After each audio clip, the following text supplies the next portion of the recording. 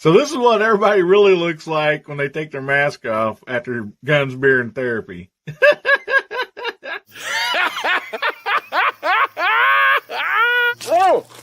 Oh my goodness. Try to take a shower here, guys. Come on, get out of here. Close your eyes.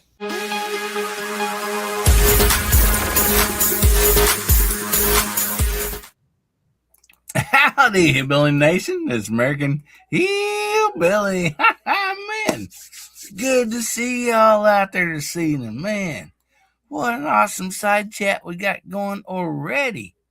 Man, oh man. And I hope everybody's having a wonderful Saturday night. This is Saturday Night Live. But anyway, we have some awesome people back there in the green room.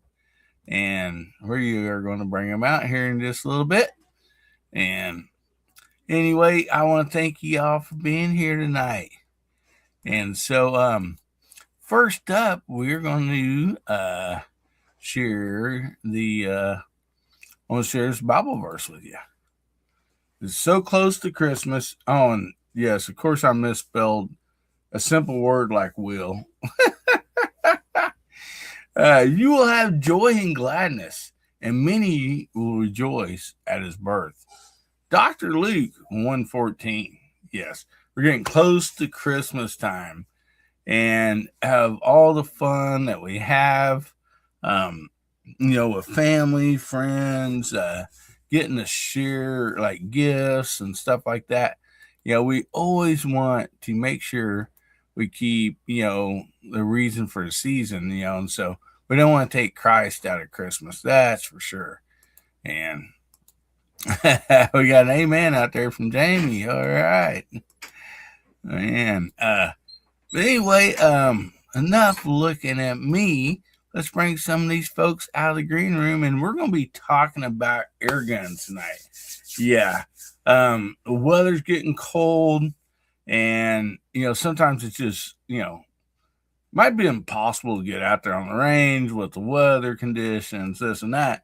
And so, this is something that, we can do, in the basement or in the garage or something. We can do it safely or, down the hallway. But if you're like me, don't miss and put holes in the hallway door because eventually your wife will see them. And it's oh my God. What? What? I did not know. Oh, you didn't see that? I thought you seen those. You put a hole in the door. Oh, well, I thought you already knew it. But evidently, you want to say hi to everybody, Ames? Yes. Hi, everybody. We got grandkids over tonight. We got grandkids, so I was grabbing center, left, right dice out of my room and didn't know there was a hole in the door, but I see it now. Well, I thought you already knew that. No. Dang, I got myself in trouble. You did. Oh, my gosh. Yeah. Yeah, I'm always doing that. Every time I turn around, I get myself in trouble. So anyway, let's bring some of these fine folks out of the green room before they eat all the Christmas candy that's back there. First up, we'll bring in Moondog. Hey, how you doing, Moondog? Very good. And I just found out this evening that it is Gaudete Sunday in Latin, which means it's the rejoicing Sunday, because this is only one more Sunday before Christmas. Yeah. Mm-hmm. It is. And man, Christmas this month is just rolled past so fast for us. But it's been a good December thus far, so I'm happy. Jamie goes a fish and keep his mouth shut and wouldn't get caught. Yeah. Oh my goodness. Well, good to see her. And Hasbro threw out a membership milestone out here for 16 months. Nice. And back up here before we got started, I gotta shout this feller out. Let me go up and find it. Our good buddy J Delta threw out a 1999 super chat. Says win flag, and He's referring to Cooter's hillbilly win flags. So anyway, thank you very much for that, buddy. And get down here and catch up on everybody else's comments. Thanks for being here tonight, Moondog. Of course. You ready to talk air guns some? I mean, Oh yeah, I'm not necessarily an expert, but I did grow up like many of you shooting a BB gun first. So yeah, those pretty much the extent of my experience with it. Yeah, it's kind of like for a lot of us, it's the root of our love for the Second Amendment. So anyway, well, let's bring some of these other fellers out here tonight. We got Hasbro coming up next. How you doing, buddy? Hey guys, good to be with you tonight. It's getting really serious around here now. We had I went out and shoveled about 4 inches of snow off the driveway. Okay. And the reason I did that is so I could get my tractor out to do the rest. Okay. So I got that ready, but now it's dry and I got icy melt stuff down, but the problem is it's going to be 3 degrees in the morning. So that stuff's not going to work. It's trying to get real cold. Yeah. I knew a guy that he lived like what was it? Iowa, Nebraska border to Missouri, right in there. And he said his driveway is about a quarter mile. He said when I couldn't stack snow up any higher on the edge of my driveway, getting to my house, that's when we'd load up and come to Missouri. But he said he hooked up a deal on 3-point deal on his tractor, like a seed spreader, but thing like for rock salt. So he would like drive his closed cab tractor up and down, the driveway and everywhere, spreading rock salt and stuff. Spreading rock salt and good cheer. Yeah. The problem is around here, people are just idiots. Because it's southern Indiana, and so they don't get snowfalls like this very often. And it's like I grew up in northern Indiana, snow, ice all the time, right? And you get a couple inches of snow, it's like it's no big deal, but they can't handle it, or it's just really sad. Man, you gotta be in like Atlanta, Georgia, down in that area, and they get a little snow. You better value your life and getting out on the highway with any of that, because it's 75 mile an hour regardless. They they don't know like what that means. And we literally sat one night and on TV and just watched the news because like cars, it's like bumper cars going down the interstate, pull out the pass and just start spinning and crash. And it's like, man. And we were actually just across the border in Florida, but we get that local news from up there, and man, right. The edge of town I live at is where there's a lot of money, and I live just past that money. But there was a kid out driving. I've seen this car around, but he's driving a Maserati. Okay, it's like, okay, this is cool, right? He's driving in the snow. Oh no, he's driving in the snow. He didn't even clear the snow off the windshields, right? And he just keeps going down the street, gassing it, thinking he's having fun sliding. I'm just waiting. He's going to wrap it around a pole, Yeah, I doubt that Maserati get up to 185 like the song said. Yeah, that's right. Eddie Money. Yeah.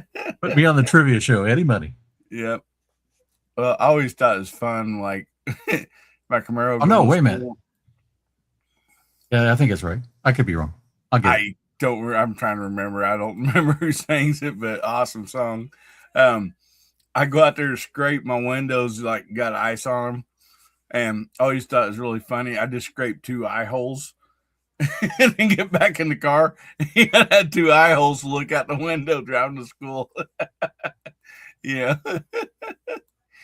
But, well, thanks for being here, Boomstick. Appreciate you, brother. I'm sorry, it was Joe Walsh. I knew something sounded wrong. Walsh. Thanks for being here, Hasbro. And good, thank you for having me. Yeah, Boomstick, he got it out there, and others. Yep. Yeah, Bob. Look at all that. Yeah, Mr. Bob, all of them.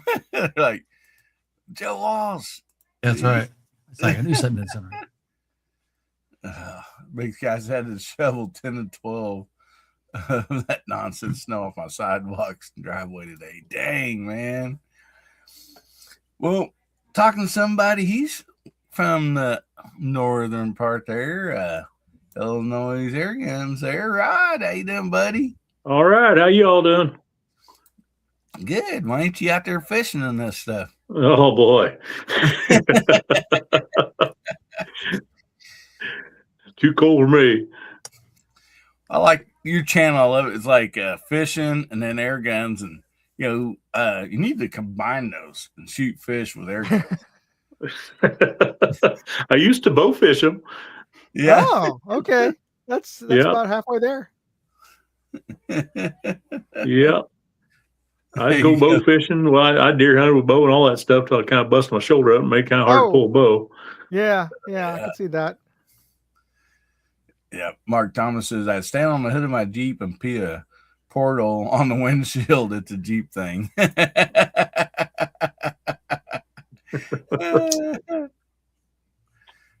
Yeah. Automatic defrosters. Well, good to have you here, Rod, man. Well, thank you. Good to be here. Good to have you back, man. That's last time you was having some internet troubles when you was on here. And Yeah.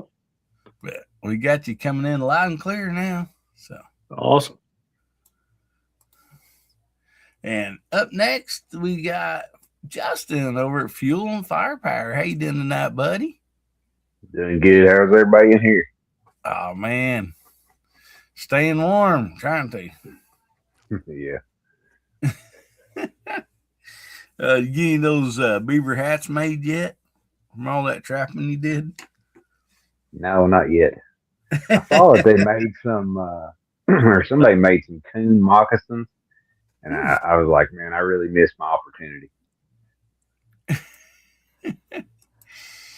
Oh man, yeah, those trapping videos you did, you're like, well, we got caught and get the old air gun out there and break barrel and well, let's take care of this thing. And yeah, I didn't ever show the videos of me tossing them over in the river, but I do got some pretty funny video of me just slinging these things. But you definitely would have got some hate on that probably from somebody, there's no doubt. yeah, there's too many soft people out there, man. Swim, coon, swim. Oh man, yeah. And those surprised me. Like the I don't know what, like you used a couple different ones, I think, but it didn't seem like it had any problem extinguishing that coon. Oh no, it'll go all the way through one. It ain't no Really? problem. Which I've got. I used several. I think I made the 10 or 11 of those videos. I used a different rifle, and almost every one, yeah, it has no trouble putting one down. Well, I'll be darned. That's nice to know. I know as a kid, my old BB gun, Daisy or whatever, I went to shoot a squirrel once and just bounced off of it and come back at me. It was like, oh. Yeah, I'm pretty new to all the AIRGUN stuff myself. I've only been I'm less than a year in, really, other than my Red Ryder, and I always thought of them as that, stuff that I've shot a bird with. The bird just look at you and be like, "What are you doing?" and fly off. And now I got a few rifles that's way over 30 foot-pound of energy, And I shot one today that was pushing out 1,200 feet per second pretty consistently. Wow. Out of a 22 caliber. So, I mean, they came a long way. Yeah, indeed. My goodness. Yes, definitely. I mean, yeah. Well, it's good having you here tonight, buddy. We still got some awesome people back here in the side chat, in the green room, I mean. So let's go ahead and bring them out. We got Nibs over Walnut and Still. How you doing tonight, buddy? I'm doing great. How about you? Oh, man, doing great. Glad to be up. Glad to be on here with you guys. Hoping we can see some pretty cool air guns. Oh, yeah. Yeah. You probably can't even count how many you got, can you? Nope. He's honest. I ran out of fingers and toes a long time ago. Yeah. No, Pack Rat says make 50 caliber rifles. Yeah. Oh yeah, I heard of that. Yeah. This one behind me is a 35 cal. 35. I mean, that is so 9 slick millimeter. looking. I mean, that looks just like a nice old Marlin or whatever, you know. That is so cool. Well, good to have you on here, buddy. And Yes, let's sir. bring out some more people here. We got our favorite coconut CEO. We got Jose. Hey, good night, everybody. Hey, everybody. How are everybody doing today? Great. Thank you for having me tonight. Talking about weather, we're going to have 53 tomorrow and then 19. As long as it get, it's about That's 7 o'clock. That's And a then crazy swing. Yeah, I know. And then Monday, the high is 36, the lowest is 16. Dang it. So is that allowed down there in the Carolinas? yes, and so it will be no shooting for me on Monday. I'm not going anywhere. Del Pogue got the right idea. Kick back in front of the fireplace. There you go, buddy. I think I better go get me a BB gun tomorrow. Hey, I almost bought one you really wanted. It was an Anschutz. Oh, really? Yeah. Yeah. A friend of mine has a few of those. I can't shoot those indoor. That'll break anything.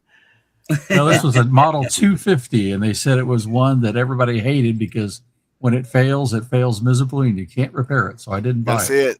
Yep. Mm-hmm. I have a 335. Yeah. Boomstick says, Hasbro, I don't see my name on the pink BB gun category. I saw that. I haven't got to him yet today, so I will.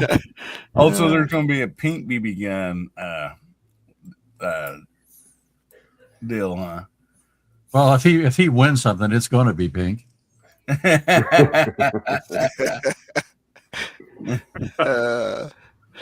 To go with that pistol, he has a 3-color pistol. That'll be it. Yeah. Yep. Man, everybody's throwing out some weather out there, temperatures, and it makes me cold thinking about it. There you go. You got 499B, baby. Woo! BB guns. I have a 499B that I absolutely love. Look up, Mark says, look up Gurandi air rifle taken along on the Lewis and Clark expedition. Oh. Praise you. And Wow. Mark is a history teacher in school. So when he says something about history, I mean, you can't argue with him as a teacher. It's like, I definitely take your word for it because, oh my goodness. We also got somebody else still back here in the green room. Let's bring out Steve, living in southwest part of Virginia. Hello, How you doing, buddy? I'm gonna be the one, hillbilly. You was talking about scraping 2 eye holes with your shield, scraping a hole in the back glass. Yeah. You betcha. Yeah, I always thought that was funny. You can't see very good, but I just thought it'd be funny to people I'd be meeting. You know, there's two round holes, you know, for me to see. Yeah. And sometimes if I had time, I put a little smiley face below it. Late or leave for work, and instead of scraping, I'll just throw washer fluid on the windshield, and then it starts freezing over again, and you're wiping, spraying washer fluid as you go down the road till it heats up. No kidding. Oh yeah, more than once. Man, in college one time, we had like a freeze or whatever, and I literally watched somebody out of our apartment window go out there with some hot water and throw on their windshield. Oh, yeah. Their windshield went.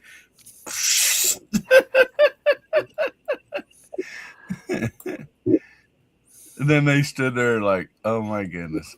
That's how you learn a valuable lesson. Yes. That's what college is all about. Yeah. You learn about the laws of physics Yes. really quick. Oh yeah. Oh my goodness. So yeah, we are going to talk about air guns and you know, these guys, on the panel, and there's people out on the side chats that have like wonderful air gun videos. And the reason I want to do this is because the weather's getting cold.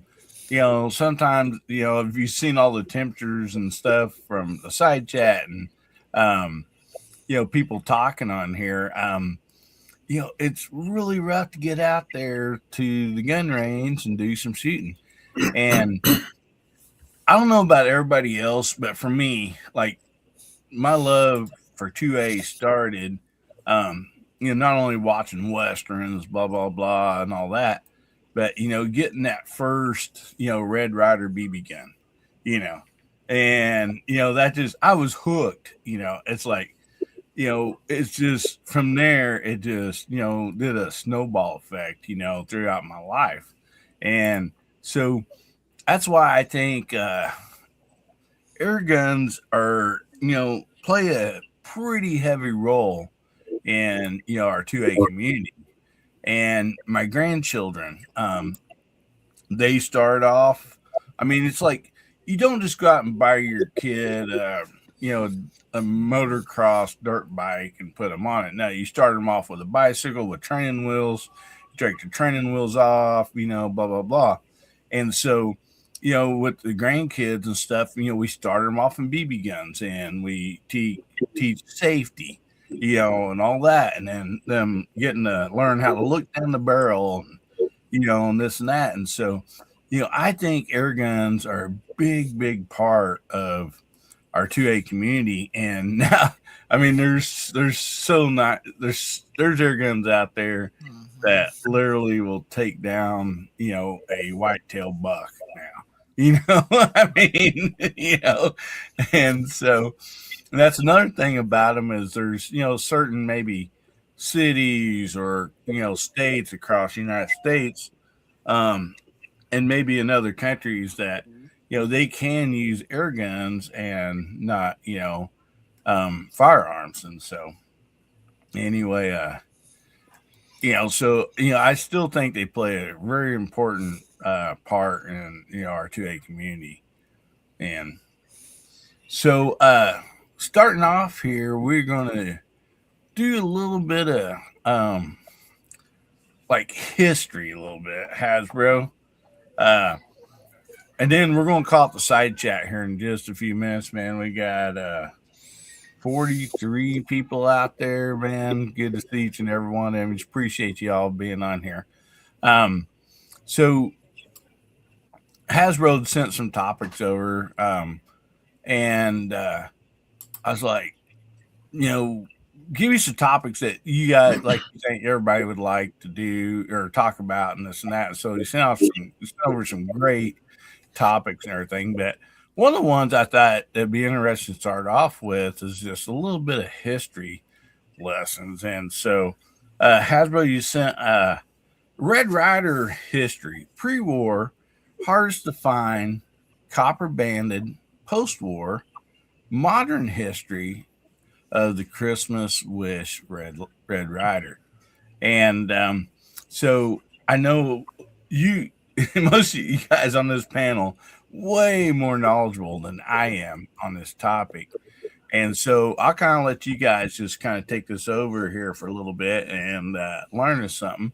And also, if you just jumped in out there, don't forget to put the hashtag in, hashtag HBN160, and that'll get you entered in tonight's giveaway.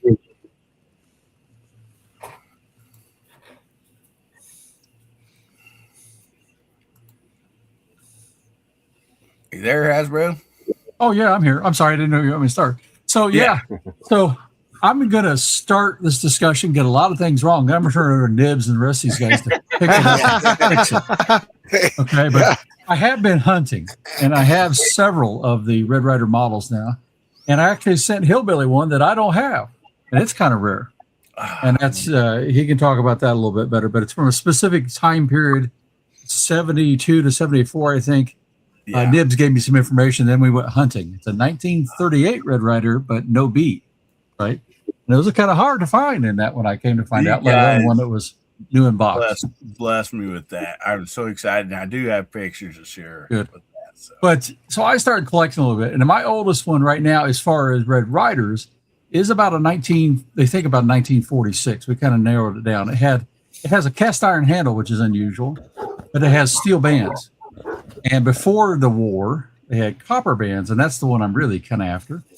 And but anyway, I'm going to defer most of that off to Dibs and the rest of these guys because the history of the Red Ryder is pretty cool. And what you see is the movie Red Ryder really never existed until after the movie. Well, actually, right at the time of the movie, they started making a movie version, The Christmas Wish. And so go ahead, Nibs, and tell everybody a little bit about that. So actually, I have a couple of videos on the rifle that actually should have been in the Christmas Wish or Christmas Story movie, but the Red Ryder never had the sundial or the compass in it until the movie, and then Daisy decided to release that, as a actual rifle after the movie came out.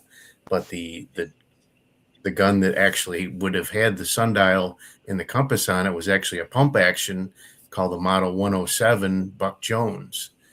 And one of the old fellas at one of the local gun shops has one of those, and I've borrowed it a couple times and done a couple videos on it. They're very rare. They're very tough to find. But his is in really nice shape, and I've been able to borrow it a few times. I borrowed it last year and did our Christmas challenge last year with it. So, yep. This gun right behind me here is a 1947 Red Ryder, all original still has the leather. I'm pointing the wrong way, aren't I? But I don't know. What else do we need to know about them? Well, you might talk when the 1938 B model started, because that's what everybody sees now is the Red Ryder, right? Oh, that's yeah. Kind of... So the 1938 B came out they started making the current model in about 1978 is when they switched over to the most current feeding system. So anything before that would have had the bottle cap, screw in barrel, and those are the ones I prefer to try to collect. But I have a lot of the newer ones too. So, but that's when you started seeing the one with the little door on the side of the barrel instead of the screw cap where you open up and there's that little hole in the top of it. But yeah, you were right about the steel. So the cocking handle on the daisies were all cast iron before World War II, and then after World War II they switched over to aluminum cocking handles. So if you have a daisy with a cast iron cocking handle on it, it would be pre-World War II, and unless somebody swapped it out with a pre-World War II one onto which has happened, but you break the aluminum one and you find a cast iron one and swap it out. But lots of fun. Yeah, I'm digging on that one. You helped me a little bit too. And digging on that one, I found that for the first part, when they started back up, they still used up the cast iron levers. And so that was interesting. Over, but not for very long, so. Yeah, you've got an anomaly there. The one you have is a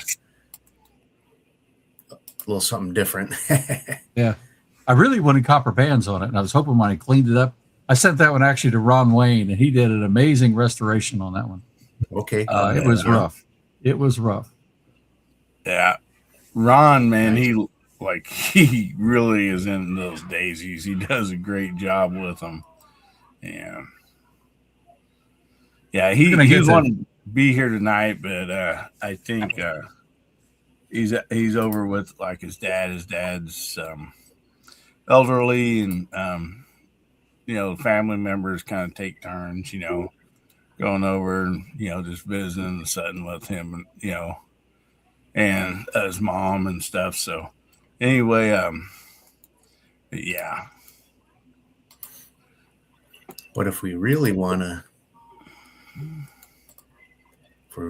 talk about some history for Daisy, I'm trying to share a picture here real quick. Yeah. But, so I just posted up. I put up a picture here to share. That one is a Daisy number 1, and it's actually not the oldest Daisy, but this one dates to about 1893. Dang. I actually this belongs to another old fella from one of the other one of the gun clubs that I belong to. I'll be giving it back to him soon, but that one, he had it and it was missing parts, and I was able to manufacture the parts and get it back up and running. It's actually shooting pretty good. It'll shoot a .180 BB through a soda can, so not too bad for a. And so the interesting thing with this one is, how most BB guns either have like a synthetic plastic rubber seal or leather seal. The compression seal on this is actually waxed cotton wick from like a lantern or whatever. My goodness. Is actually a metal plunger, and the wick wraps around that metal plunger, and you got to wind just enough around it to make the seal properly inside the chamber there. But now it was missing. Go ahead. I was going to say, is this back when they were giving them away with free windmills? Yes. Yep. So that was where the whole Daisy thing started. Was they were actually a windmill company, and whenever somebody would buy a windmill, they would give one of those rifles away along with it. And I think they had 4 versions, and the one that I have there is the 4th version. So, but isn't that something? And didn't eventually the the BB gun business was going so good, and they quit the windmill business or something? That's what I understand. Yeah. Yeah. Then you get into the old. Go ahead, Dims. What's that? So the fellow that I got that one from, that I fixed it for, he's 78 years old, and that was his great grandfather's when he was a boy. So you do the math on that. It was probably back about when it was new. But he said it's never worked in his whole life. He's had it his whole life, and it sat above his mantle. It just never worked because it was missing those parts. So it's pretty cool that I was able to get it put back together and up and running for him. That is so cool. And Mark Thomas, of course, he's an awesome leather person out there, leather master. He said he's made some leather seals. He says wax cotton is pretty cool, though. Yeah. Man. And the pieces that I used to make the pieces inside there was a piece of 1/2-inch conduit and the wire bail, those little spring-loaded chain things that go on a screen door. So if you can put the picture back up there 1 second, I can show you a little bit. So can you see my mouse on the screen? Yeah. So this little handle right here is the cocking handle, and attached to right here at the knuckle of the cocking handle is a little wire bail that connects to the spring inside. And when you pull that back, it actually pulls it back and engages it to the trigger, and that wire bail was missing. And I used the wire pieces from a spring door return to make that wire bail. Well, that's probably what they used back in the day, to make it. I would imagine. That And is then the so little piece cool. that's just inside of just above the trigger assembly that actually holds everything in place was missing. And I found a picture of somebody had one all tore apart, and I was able to reproduce it from that picture that somebody had posted up using a piece of 1/2-inch conduit. Wow. That is so cool. Daisy actually made a reproduction run of these back about 25 or 30 years ago. They made 1,000 of them, and those are almost as collectible as these original ones. Wow. So, what you got your picture up there? Is there some other air guns that you want to share while you got all that pulled up? Well, this is just one screenshot here. I could let me stop sharing that, and I can share some other things here. Let me see what I can do here. Alrighty. So let's see what this does for us. I got my file explorer. Is that going to let us see my? Yeah. Okay. So you asked me to put up the Quackenbush here. So yeah. Why isn't it? I guess I'd have to share the entire screen. I own a non-functioning wall hanger Quackenbush that Nibs is going to make run again for me. I'm working on it. It's beautiful just being a wall hanger, but it's going to work. Yeah, we got the spring for it now, so I think we got all the pieces we need. I just need to finish putting it back together.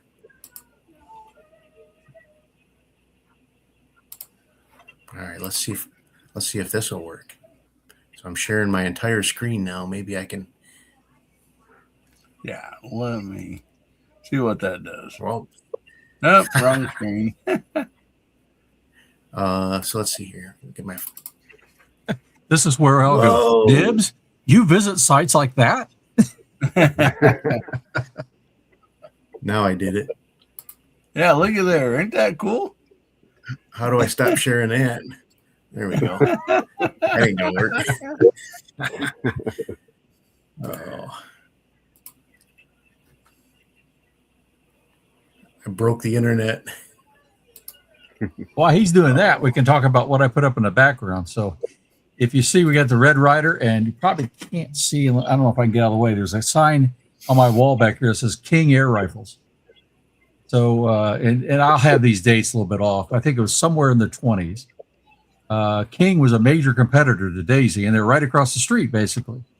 Yeah. Pretty much, And yeah, and so eventually Daisy buys King, and they still make the King models for a while, but eventually they said, "Oh, that's enough." And the rumor is they took all the dies, the molds, as you will, that do the stampings, and dumped them in the Plymouth River. So supposedly that's where they are.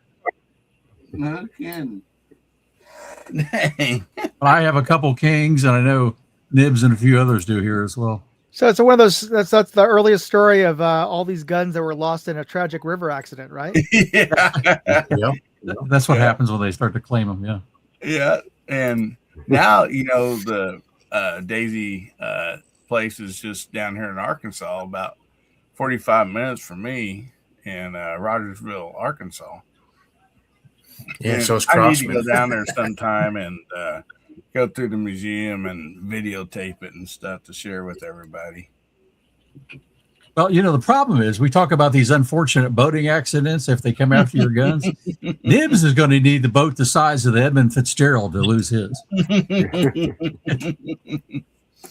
That is I live near the largest lake in New York, so they're going to have to do a lot of pumping water before they can find everything they have to. Yeah, there you go. That is cool. All right. So this here rifle is a Quackenbush number 5, and this one here is very, very cool. This one was made in about 1905 per the serial number, and the thing that really kind of is distinctive about this one is it is a 22 caliber air rifle. But you see this little let's see, there's my mouse. You see this little door right here on the back of the stock? You open that up, and inside there's a little metal piece, and you take that metal piece out and you replace the breech seal back here with that little metal piece, and now this gun will actually shoot 22 shorts. Oh my goodness! Cool. Wow, that is cool. It's actually a firing pin. So when you cock it, you put your 22 short in there and you close it. When the hammer flies forward, it hits that little metal piece, and it actually acts as a firing pin and crushes the rim of the 22 short. That is it's a really pretty accurate air gun. It's not very accurate as a 22, but it's I can still hit a soda can at 20 yards. But Billy, you do not get one of these. I can imagine the hole you put on Ames's door inside with a 22 short. So let me ask this: if you buy that, do they? You have to have it shipped to an FFL or So I actually did buy this from a local. I bought this from a local gun store, and they had no idea what it was. And when I bought it, I had no idea what it was either. And so afterwards, I went back to them later and told them it was actually a firearm, and they were like, "Well, it's an antique, so we're not too worried about it." So, yeah, but technically, I guess we should have done a background check on it. But yeah, background check on the guy that owns more rifles than the FFL does. My goodness. Now, if you live in Illinois, anything over an 18 caliber is considered a firearm, even though it's an air rifle. Really? Oh, geez. Oh, yeah. You got to do the background checks, fill out all the paperwork, and do a 3-day waiting period. Oh, that is insane. So, does that go the same for ball and cap guns? Like I'm not sure about that now. It used to be you could just go buy them off the shelf like you could air guns before they changed the air gun thing and made it a firearm. So I'm not real sure. I'm not into black powder stuff, so I'm not sure if they are or not. Oh, man, that'd be rough. So Nib's got another picture up here. Well, I was just putting one up there. I was hoping somebody else would come up with one too, but yeah, we got some others too. No, I don't mind. I don't mind talking about mine for sure. But so this is the oldest air gun in my collection right now that I can specifically put a date on. This one, per the serial number, was made in 1883. Wow! And this one actually shoots 22 caliber lead round balls. And if you see my mouse going there, there's a little magazine that runs across the top here. And you actually pull the follower back, kind of like those Daisy pistols we got now, those Red Ryder pistols. And you lock it back, and then you load up 18 or 20 lead round balls there. And then this little tiny toggle right here, every time you cock it, you flip that toggle, and it'll drop a round ball down into the chamber, and then you shoot it, and it's pretty cool. So, wow, yeah. Ozzy's in Illinois. He says black powder has to go through an FFL there. Dang, that's I kind of figured it probably did since they made air guns that way. My goodness, that's terrible.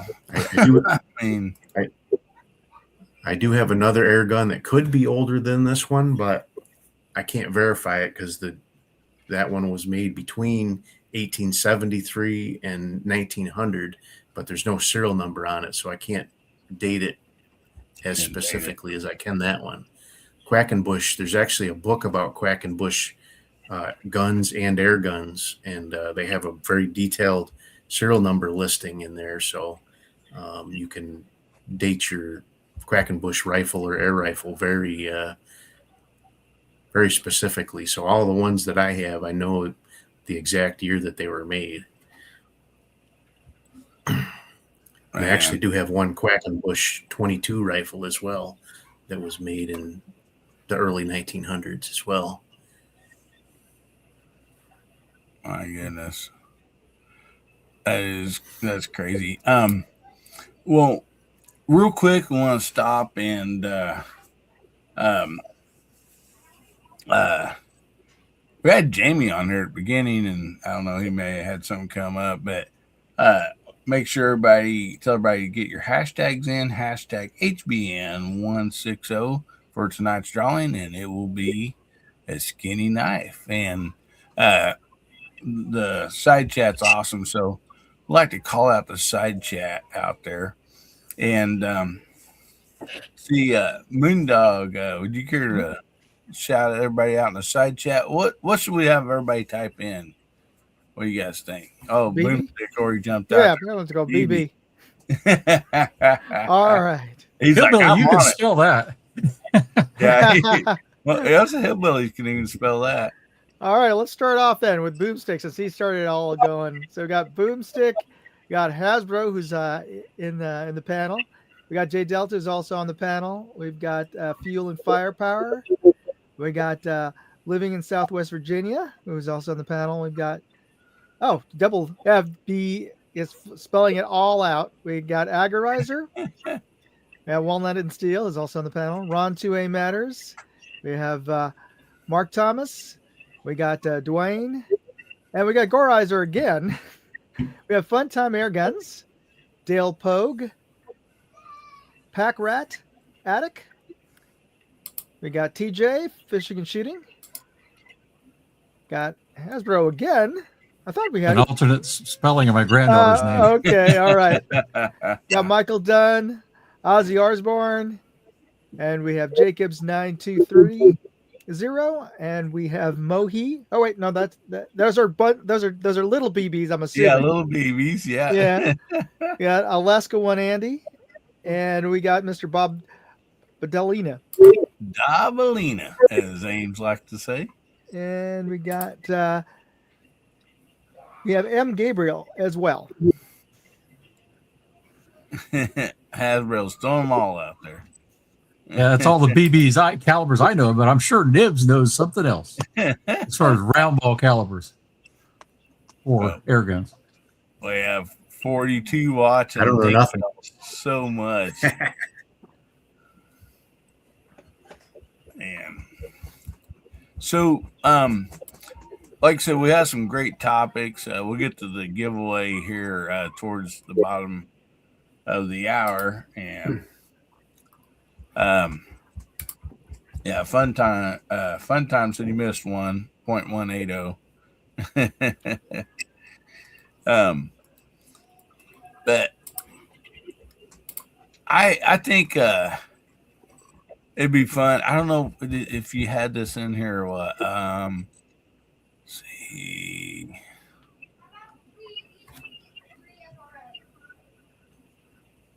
Yeah, you got some great topics, but for I think real quick, we have people on here. We'll go to some more topics here in just a minute too. But let's go around the room and have everybody tell the first air gun they had, growing up. So or maybe you didn't get one till you was older. And so Moondog, we'll start with you and go around the room here. Of course. I had a Daisy, and I think probably Nibs could correct me here, but I don't remember if it was a Model 35, or was it? It's definitely like an early 80s vintage Daisy pump, and I think I won one from you, and I think that was pretty close to the one that I had. It was both. It could fire both BBs and pellets. Was it 880? Might have been an 880. It didn't have the that sort of really that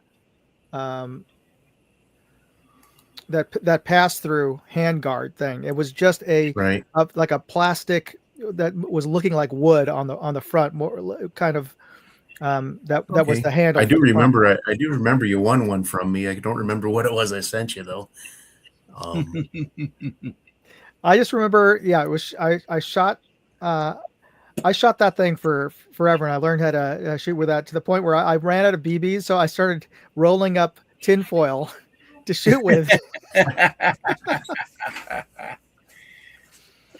Yeah, but I had a whole lot of fun with that BB gun. Yeah. And Boomstick wants to know as we go around the panel, does anybody still have a BB in them? I got some scars. One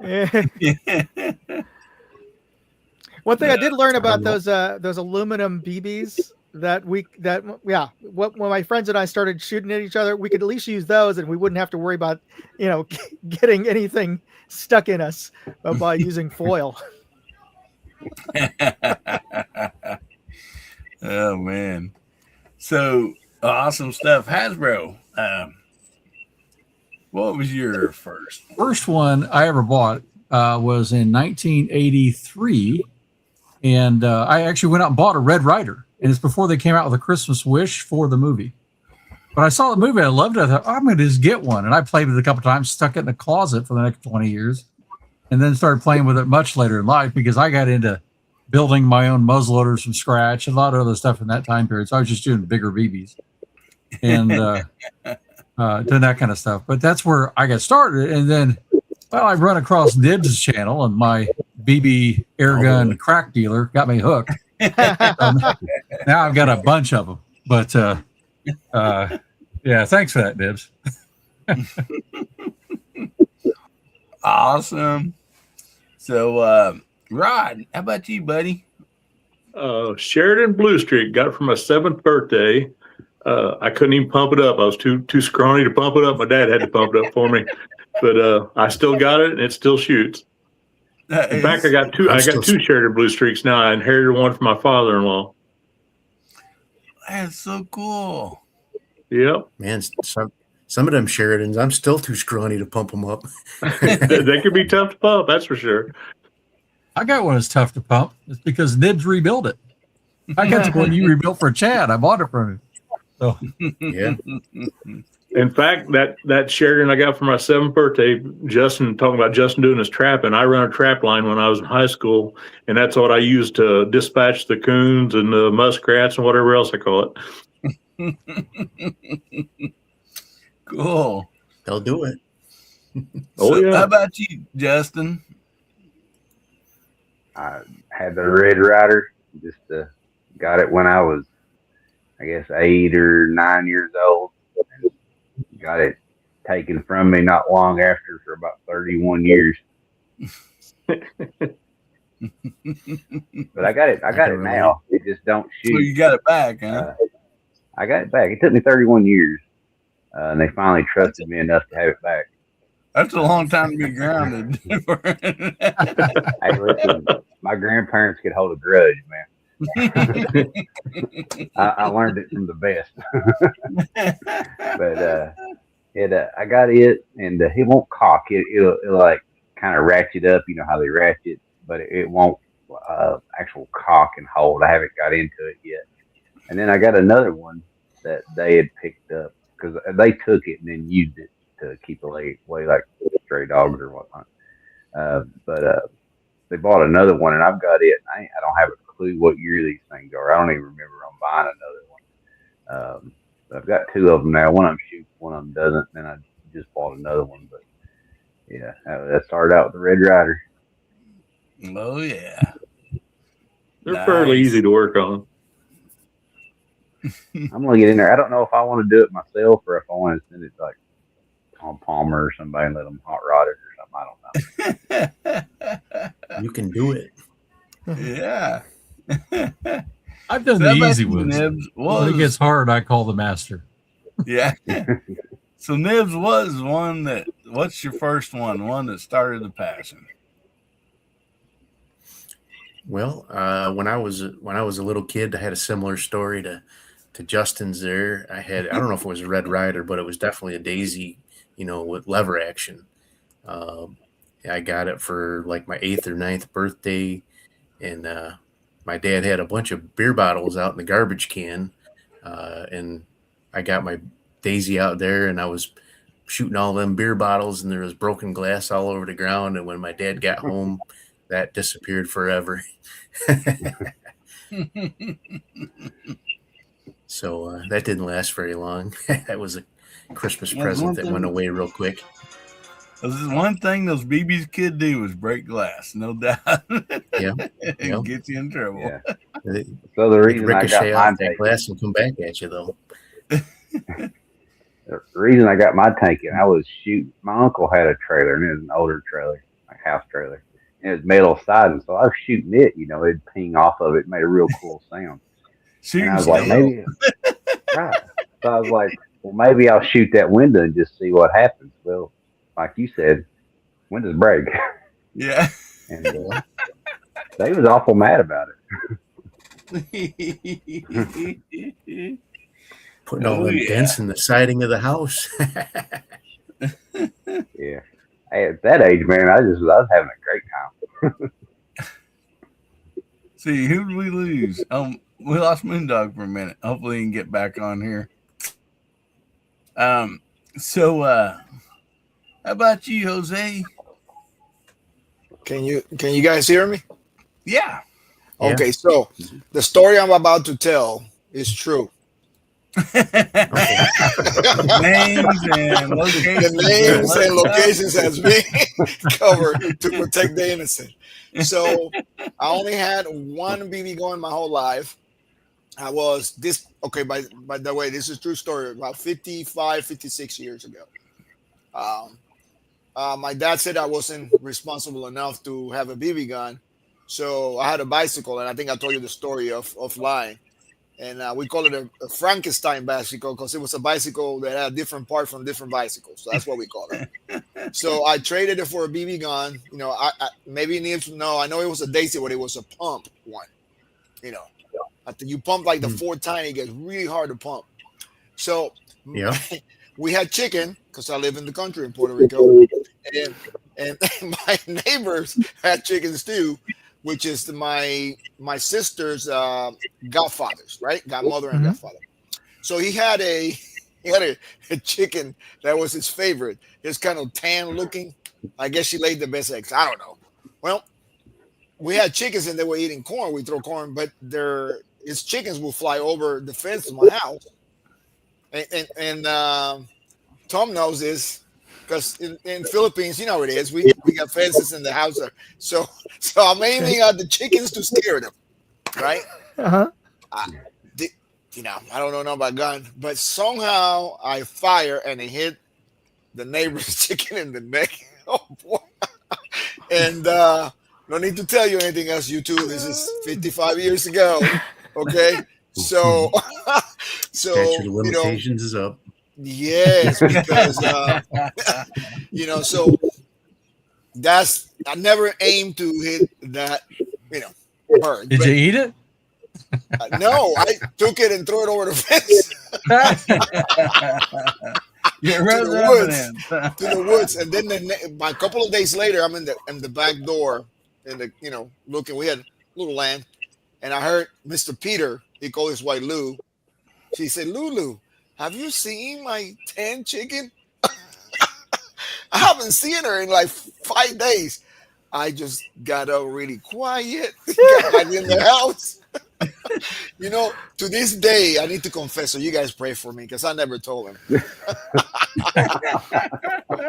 So that's my experience with BB guns. And of course, my mom told me, you're going to get in trouble. And I had to hide it in the barn from my dad because my dad, I would have got a whooping and he would have taken it away. So, and I don't know what happened to that BB gun because I left Puerto Rico 50 some years ago.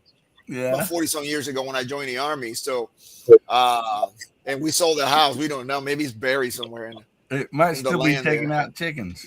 I know, man. I tell you, I didn't mean to. I mean, I was just tearing it, I don't know how in the world that BB took the wrong route.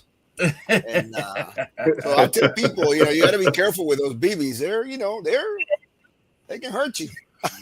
I know you can hurt a chicken, but so that's my story there.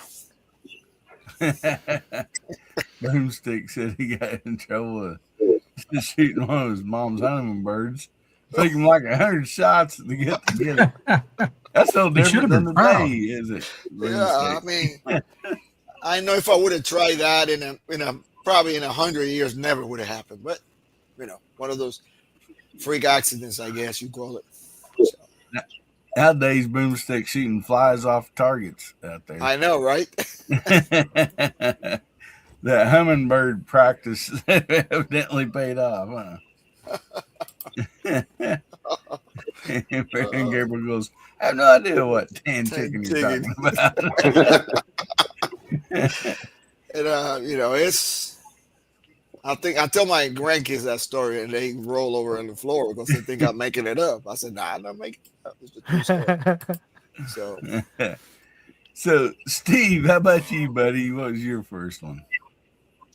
My first one would have been 1971 or 72, something like that. And it was a daisy, had the lever.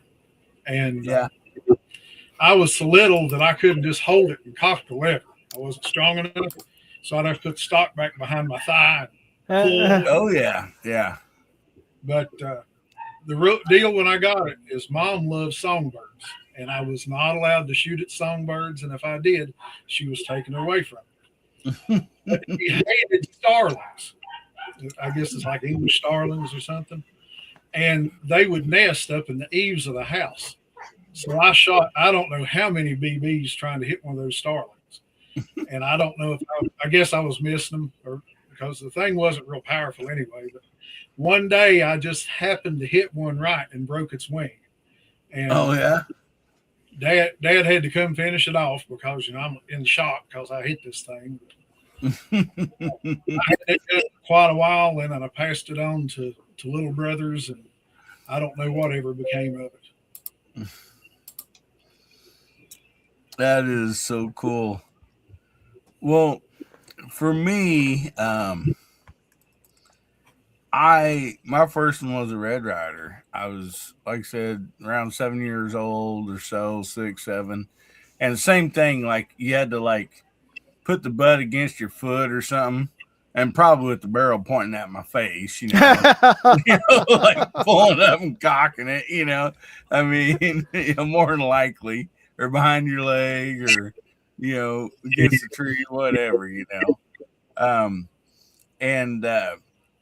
anyway, it was such a cool gun. I mean, I got it brand new for Christmas, and I shot it for a long time till I turned 12, and then I got my first actual 22, which is a lever action single shot, with the fallen block Ithaca, 22. So when I got that, my dad made me pass my BB gun down to my brother, and he didn't have the same, it didn't mean that much to him. I mean, the thing, just, he'd whack trees and brush with it. I mean, it didn't take no time. That thing was just beat all to pieces and ended up in the trash can. Oh. But I'll tell you what, one cool thing about these people in this community is some of them went together and they found the exact BB gun, same air, everything, Red Rider, and sent it to me in the box. I remember that. Oh my goodness! I mean, look at that! I told him the box is worth as much as the gun, and it really is. Bro, he goes, "Don't throw that box away. It's worth more than the BB gun." And I mean, it's like, what a treasure to have. And I believe on the other side of the box, I should have taken a picture of it. I think it's got some more It does. Yeah. wording on it and stuff. But yeah, I mean, that just brings back memories because I literally remember, almost like it's yesterday. Can't remember anything Ames tells me. Remember, unwrapping the paper off of the Christmas paper off of this rifle. And oh my goodness, I mean, it was just amazing. And see here, Before I pulled the trigger on that too, Nibs was the technical consultant. I was like, this is a good bit. It's like, I'm going to make sure I really have the right model. He's like, that's the one. Oh man. And here I got another picture. And it didn't, I don't know if I ever told you, Nibs, on this thing, but this thing, the box is in amazing shape for its age. But that gun, I'm not sure it's ever fired. If it was put right back in. There wasn't a speckle of rust. There's not a scratch. It's as close to perfect new in boxes I've ever seen. That age. It's tough to find. Yeah. And then I have this one here, or this is a picture of it. Got the right button here. Out of the box, and I mean, it is in good shape. I mean, look at this thing. I mean, this is the before hillbilly picture. Yeah. And I've actually not even shot it yet. I mean, I'm gonna shoot it on Hasbro's channel he's got.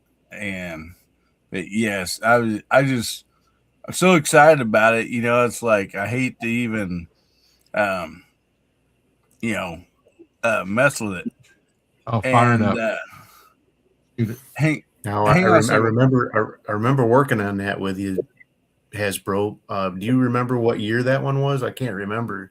It's got to be the 70s anyway, right? Yeah, they were only between. Yeah, go ahead. Yeah, it's it's like 70 because I would have got mine in the early 70s. Yeah. And so it was only like 70, if I remember right, 72 to 74 before they changed it, and from this very configuration here. So and a very narrow window to the top. 78's when they went to the plastic trigger that they got now. Right. So right. Yeah, there's the top of it right there. And then again, also, I want to share this while I have this up here real quick. Let's see. Okay, Ron Wayne get me this one here. This is a 1968 model. This is the. Let me see if I can find the top of it right there. The 111. Yeah, the 111. Right there, and now it has the plastic stock and foregrip on it. Yep. Does it have a lithograph on it, like a panther? Yeah, right there. Yeah. They only made that 1 year, I think. Isn't that right, Nibs? I'm not sure about that particular thing. It's very possible. That's what I read. They only made that 111 with the Panther lithograph in 1968 only. Yeah, I'm not sure about that. But that's pretty cool. Yeah, that's a blessing from Ron Wayne right there. And he sent and the fact that foregrip on that one is still intact is pretty awesome too. Yeah, it's an all bananaed. Yeah, I have one of them too. But when I bought it at an antique store, and I didn't realize it had lithograph on it because probably some kid at some time actually painted it with a paintbrush. They did take the stock off of it before they painted it, so they didn't get no paint on the stock, but it was just paint. You could see the brush marks in it. So I started stripping it down, and that's when I seen the lithograph as it melted away from the from the paint stripper. So I did a fire blue on it and put it back together, put a Cobalt 327 spring and bigger shot tube in it. Yeah. And so I bought this 499B off of Ron Wayne. And just to bless me even more, not only did he give me a good deal on this, but he sent that 68. I tried to give Hillbilly twice what he paid Ron Wayne for this thing, and he wouldn't take it. Yeah, man, Ron Wayne just really blessed me on that. And then also I got one more really quick I want to show everybody, and then we'll get on here. But looky here, I won this from Hasbro, and look at that baby. I mean, that is so cool. And that is a buck.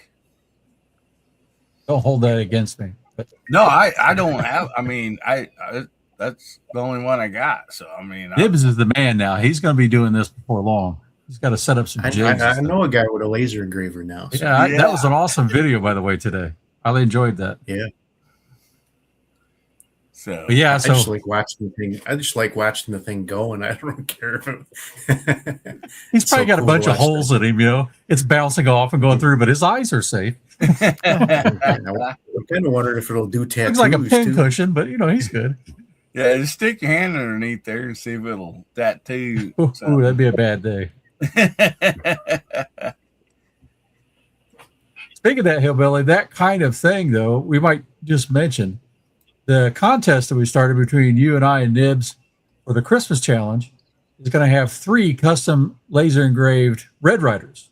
Okay, the regular Red Riders. And on each side, one will have that logo like you saw. The other side will be Hillbilly. And then on the buttstock, bigger, will be Wallen and Steel. And then we're going to rotate those around. There's going to be 3 unique rifles that we're going to give away. I'm not going to I won't have to make any more of those. It'll be 3 of them, and that's it. Nice. And Nibs is playing with his machine too. Yeah. So my video comes out tomorrow, so I'm ready to win one of those. Yeah, Boomstick says, "Get me in already." I'm going to be making some sets of coasters with all of our logos on it too to include in as giveaways as well. So we'll have several sets of those to be added in as giveaways too. Maybe a few knives. I'll be right back, guys. Hasbro, you got a picture of your target to show everybody? Well, I've got it here this way if you want to just blow me up. Well, I got to turn this off. Hang on a second. Blur is messing it up. Okay. So this is the BB gun version of it. Rifle, BB or pellet at 7 yards, pistol at 5. And so, you just kind of work your way around. All the points are listed for everything. And if you shoot a perfect score, then there's a tiebreaker right here. And that's the candle. So you got to hit that. So that's been a pretty good challenge. It's separated out most of these characters that have been cleaning the target. And then what we're going to do, and I haven't done the video yet. So if you get a perfect score and if you clear it and there's multiples in that category, you're all going to get the 2 extra tickets for the raffle. But what we're going to do is, for sake of pride, let me see if I can get this angle just right. Sorry. See all those little red bulbs on that tree? Yeah. That's going to be the ultimate tiebreaker. So if there's multiple in your category, you have to shoot the red bulbs. Yeah. Well, one thing I want to talk about, hold that back up there again, show that 10-point bonus down there at the bottom. Oh, yeah, you whiner. Yeah. So anyway, what I have a problem with is shooting Hillbilly in the face. So, I mean, guys, it hurts. I've been taking a lot of that, And that's a good look for you. Quit shooting. That's what my wife said. And, quit shooting Hillbilly in the face, will you? I mean, come on. You shoot the whiskey jug, whatever, but yeah, stop shooting the Hillbilly in the face. That's when Santa goes bad. He masks himself up like that. Bad Santa. That's what we'll call him. Oh my goodness! But yeah, no shooting hillbilly in the face. I haven't missed his head yet. I don't know what it is. I haven't. Big head sticking out there. It's real easy to hit. So, oh wow! And Gabriel said, "Dad left me a Feinwerkbau." How do you pronounce it? Feinwerkbau. 65 side lever pellet pistol from the 70s. Yep, I got one of those. That is so cool. I knew you would say that. I've actually done the challenge with it just recently. Yep. M. Gabriel goes, is that 50-yard target with air rifle? You can shoot at that target. PCP, the PCPs we pushed out to 25 yards, and I think it was Ron Eastman already cleaned it with the PCP at 25 yards. Dang. It's like, oh. Yeah, and that's what's cool. You said what? Pistol 5 yards, BB gun 7, PBC 25, 22 long rifle 50 yards. So like everybody can get involved with this. You can grab your grandchildren, your children, or whatever, and get them involved with that. And just by shooting it, you get entered, right? And you can score 0 and you're still in the target. You're still in the contest because you tried, right? You score 1 point. We have one target that had 1 point on it. And that's cool, right? You try it. Because a lot of these guns, like we talked about these old Red Riders, right? Mm-hmm. They're not really that accurate. Now, that one I told you about from 1983, it's pretty accurate. But the older ones, not so much. And so you're going to, out of 75 points on that target, you might get 15, 20. Nibs, I think, is leading on one of them because he hit the star in the tree. You get that shot, and it helps. So you don't have to score well to compete in your category. Different kinds of pistols. I just try to make it to where everybody can have fun. There's a youth category that's going to win. There's a ladies category that's going to win. And then we have all these other types of air guns that will win too. That is so fun. And yeah, 1 point. There's a category for me shooting my high point and only getting 1 point. So there's a category for BB guns. There's a category for BB guns before 1950. Right. And we were talking about King BB guns earlier, and I shot my King BB gun. Shot my King BB gun as the first try for that, and that video is coming up in a day or two. I think I posted it as a members only video right now, but I did score a good score on that one. You saw that one, right? Yes, I did. Yes, I did. Yeah. It's going to be hard to beat a 44 with a pre-1950 BB gun. I'm going to break out my 1918 King BB gun, but it's not going to compete. It's just going to be for fun because it's not accurate. Yep. Oh, I want to do that one shot because I just acquired not too long ago before I give it back. I'm going to do it with that number. What was that, Rod? I said I'm gonna have to shoot it with that pre-50 because I just acquired an old Red Rider. I did a video on it shooting some cans, and Nibs actually sent me a comment saying kind of narrowed it down on what year it was because it's got the aluminum handle, but it still has a wood stock, so it'd be what 45, 46 to 49, yeah, 47 to 49 would be more than likely when that was made. They went to plastic stocks in 49. Yeah. I need to rebuild it. It's not shooting real hard, but it'd get it done enough to do the challenge with.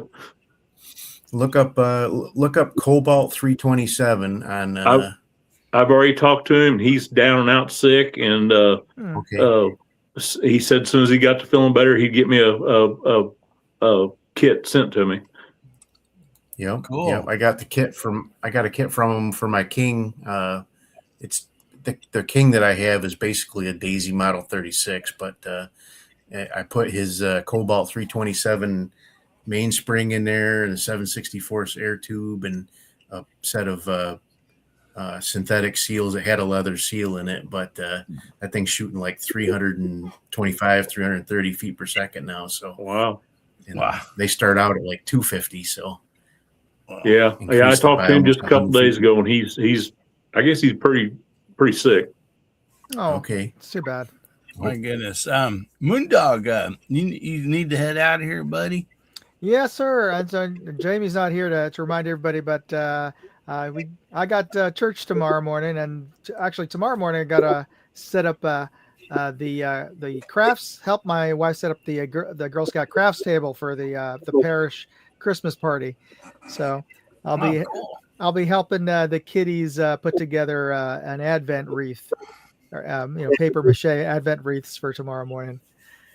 But so it was great hanging out with you guys and learning all these cool things and seeing those really awesome vintage BB guns. That was so cool with the wire stock and everything. That was awesome there, Nibs. Thanks for sharing that. Yeah, for everybody else, like as Jamie would say, y'all get to church tomorrow if you can. And ours is delayed till 2 o'clock. Because of how bad the weather is. I was to say, yeah, with that much snow, it's not surprising. We actually went to mass tonight because tomorrow's going to be really nasty. Oh dear. Okay. Well, thanks everybody for having me on, and hope to see you guys in this coming week. And before I jump off, just want to remind everybody. I think I accidentally copied and pasted a comment on the contest page that I had for this flashlight that I'm giving away this month, and it said, "Congratulations, Porsche Speedster, for winning this," but he hasn't won this. I accidentally copied that from a previous from last month, that he won the prize from last month, but this is still up for a winner out there. So if you saw that congratulations, disregard that. You can still enter the contest to win this thing. And I also have to apologize to Hotlie, who's providing this as the prize. In my initial publishing of the video, I said that it didn't meet the 2,000 lumens that they claim. Well, I did a recent test of another flashlight, and it was not coming up to through the quantity that they claimed, and it was from Olight, which usually they meet or exceed the number. So I recalibrated my setup, and I realized, okay, it's off by a couple of numbers. So I redid the numbers on this, and this actually comes out to close to 3,000 lumens. So wow. Yeah. So this is pretty darn bright. So anyway, I'll post up a link. Anybody can enter the free contest to win this month. By the end of the month, go to Moondog. Yes, sir. That's 2,000. Hey, I got something for you, buddy. Real quick. Yes, sir. Uh-huh. So Hillbilly, maybe we'll do this on your members only on Tuesday if you want. I'll join you then, maybe. Yeah. Your Devil's Spit, Hellfire, whatever it is, jerky that you sent to me. Oh, yeah. I think I'll eat that live on his channel. We'll see if I keel over or not. Yeah, that's supposed to be that's the one with the Carolina Reaper pepper. Yeah, that's it. Oh my gosh, yeah, I want to see this. Yeah, so yeah. He goes, you got to do that live, and it's like, oh yeah. All right. Anyway, it's good. It was good to be, seeing you guys and meeting some of you folks for the first time. Y'all have a good night. Okay. All right, Tom. Okay. Bye. Yeah, great evening, buddy. Hey, Hillbilly. Yeah. If you wouldn't mind, I'd like to bring up one topic, because Justin and a few other guys really haven't got to talk about their specialty. Now, Justin shoots a lot, right? Yeah. But why don't we talk PCPs real quick? Because this is something I'm just venturing into. I have my first PCP, but these guys know a lot more about that and what you can do with them. And I mean, hey, they go up to 50 cal. I really want that. Like, why don't we talk about that just a little bit? They actually have a 72 cal there, Hasbro. Really? Yeah. That's a musket. Yes. Look up the Zeus.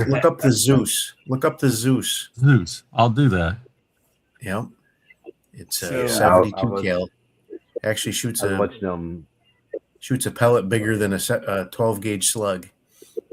Dang. I was watching them do some big game hunting across seas with one of those. It's crazy what size animal they can take down with those. Yeah. I think they was hunting giraffes. Holy cow. Well, that Shinsung that I had showing up earlier, the guy that I bought it from, his stepson actually took 3 or 4 deer with that gun before he decided to sell it. So that Cool. 357 air rifle. I'll get a picture of this thing here in a second, Hillbilly. So Justin, Rod, you guys got some PBCs? PCPs, yeah. I started PCPs. out with a. Sorry, I always want to say PVC. Yeah, PC. Yeah. Yeah, I started out with a Benjamin Marauder as my first PCP because I found it on an amazing deal on the Amazon Prime deal days, and it was like 60% off. So I jumped on that, and I'd been watching people hunt with it for years. I can't tell you how many years I've been watching people shoot that rifle, and they're expensive. I mean, they're not the most expensive by no means, but to me, they're expensive. But that is, if you ever get a chance to shoot one of them, it's hard to not want one. They're excellent rifles. I don't know if you could let me share that, Hillbilly. That's that 72 cal rifle, the Zeus that Nibs was talking about. Dang. Look at the air cylinder for it. That's a 72 caliber barrel. That is not small. No, it's not. You only get. So the thing is you only get 2 or 3 shots with all that air. I bet. That's awesome. It probably has like 0 recoil too. I mean, it's wild how a PCP works. Wow. Anyway, I thought you'd see that. Wow, and that's pretty cool. So, Rod, how about you, buddy? I just got into PCPs not too awful long ago, and the first one, I guess they consider a PCP. It is now because I converted it, but I got a complete Umarex complete, and I put all Inspires. I think that's who's the kit to make that into a PCP, and that's the best thing I ever did with it because those canisters are expensive. But then I went to a Umarex. Oh, Iconic Origin, yeah. Sorry about that. And that thing shoots awesome. Oh, that's right. I remember seeing your Origin. Yeah. Yeah. And now I've got 2 Penty, the Thumper and the Striker. I haven't got to shoot the Striker whole lot. I just got it in yesterday. That Thumper is amazing. I mean, it's just, well, I think if you've seen my stretching out video, I did a .38 group with it at 50 yards. The pistol? And, the pistol? Dang. Huh? Dang. The pistol? No, the Thumper, the bullpup. Oh, yeah, okay. Yeah. Yeah. And I just got the Crossman Origin.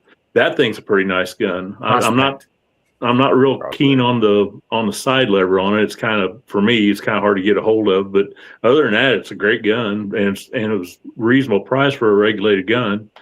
But and I've got the Beeman 2027. I just converted over with the Buck Rails kit, and I'm loving that gun now. But that's about the extent of my PCPs. I'm still kind of partial to brake barrels. I like brake barrels. Yep. I think I might be wrong about this, but I think a brake barrel makes a better shooter out of you. Because if you're not doing it right, it don't forgive you. So, plus you can just keep shooting them all day. Got any PCPs? No, I don't. I don't have any. I was offered one to use. My friend Jimmy has like 4 and shoots. So I think at the beginning of the year, I'm going to do some videos for some guys that asked me, but I haven't been bitten by that bug yet. But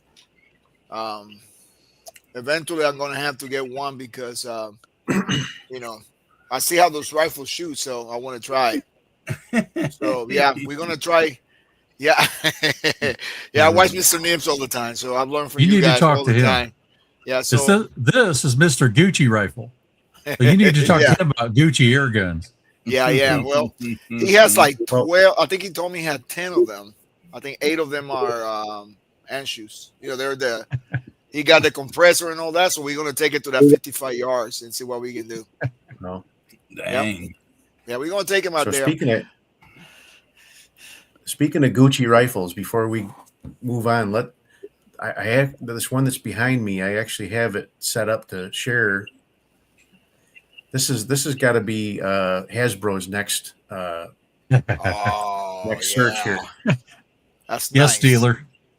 Yes, dealer. Walter LGR. Yeah. So this has got to be my favorite air gun for sure. This is shooting off of a rest at 10 meters. I can shoot. We call them Meisterkugeln 7.0s, all 5 shots into the same hole. Wow. Dang. With open sights. Walter, man. That's so I bought that. So I have a Russian single stroke pneumatic target pistol. And this one, I bought that one from a friend down in Texas, and he sold them both to me for $700, and each one of those are both worth about more than $700 each. And wow. So, but yeah, that's got to be your next one. It just went on my auction website search. So yeah. When I get one, I'm gonna get a Gucci one. Yeah, real Gucci one. Yeah. After the initial costs, they're definitely cheaper to shoot. Yeah. Well, you know, when I do something, I just go all the way in, or I don't go at all. So, you know, I'm with you there, brother. I'm with you. yeah. You know, I go there. You know, I couldn't afford it then. I'm not, you know, but you know, I just save a little bit here. I just ready to give me another ZZ. This guy want to trade me a ZZ for another ZZ, and it has a big, you know, axle barrel like my other one, so I collect those too. So yeah, but the next one is going to be a Gucci Air rifle. You guys will see. Wow. I just put another Gucci one up there if you want to share that one. Yeah. Oh yeah. So that one, and that's about a $700 scope on there too. So yep. Dang. Yeah, man. But that's a nice little Anschutz made before 1980. Oh wow. And I didn't know anything about them, but one of my channel's members actually sent me one to fix for him, and then I just fell in love with it, and I started searching for one, and finally found one. But there was actually nothing wrong with his. He just wanted me to adjust the trigger for him. So wow. But he had tried to adjust the trigger, and it was all kinds of messed up, and I got it down. It was like about a 14-ounce trigger, crisp as glass when I got done with it and sent it back to him. He was tickled pink with it. So yeah, that's on the list now too. Yeah, they're shooters. Yeah. Jimmy has I think he got 5 of the ones that, you know, with the skeleton aluminum chassis. Yeah. Yeah, they're nice. I mean, they are really nice. So that's what we're gonna take to 55. And then he was telling, he knows he shoots all that. His son used to compete. And then my goal is to take it to 100 yards on a non-windy day. So I'm pretty sure we can hit the target. Yeah. So we'll see. Just for fun, you know. Yeah. That's cool. You run out of energy. You run out of energy quick with the air guns. That's the problem. Yep. He was telling me that. Yep. Yeah. I still want to see that 72 cal shoot this target. You could probably clear the board in 3 or 4 shots. Yeah, that's right. Yeah. The target falls over. If I get a paper good just weekend, explode. if I get a good weekend day, I'm going to do my 35 cal at the target. But Yeah. it's got to be a So nice day, a Umarex, nicer day than today for sure. so Umarex has the Primal, which is a shotgun or AIRGUN shotgun. Wow. You Can know, I do that like 7 yards? I'm you sure might hit one shot I clear it. Yeah, you might hit something. Yeah, I can imagine. Next target. Well, Hey, Hillbilly, I just threw up another image here for you yeah. because we mentioned this, and I thought we should talk about this whenever you want. If you want to do it later, it's fine too. Yeah. I know like most will do the giveaway at the bottom of the hour or a little past that. So bring me back to that here.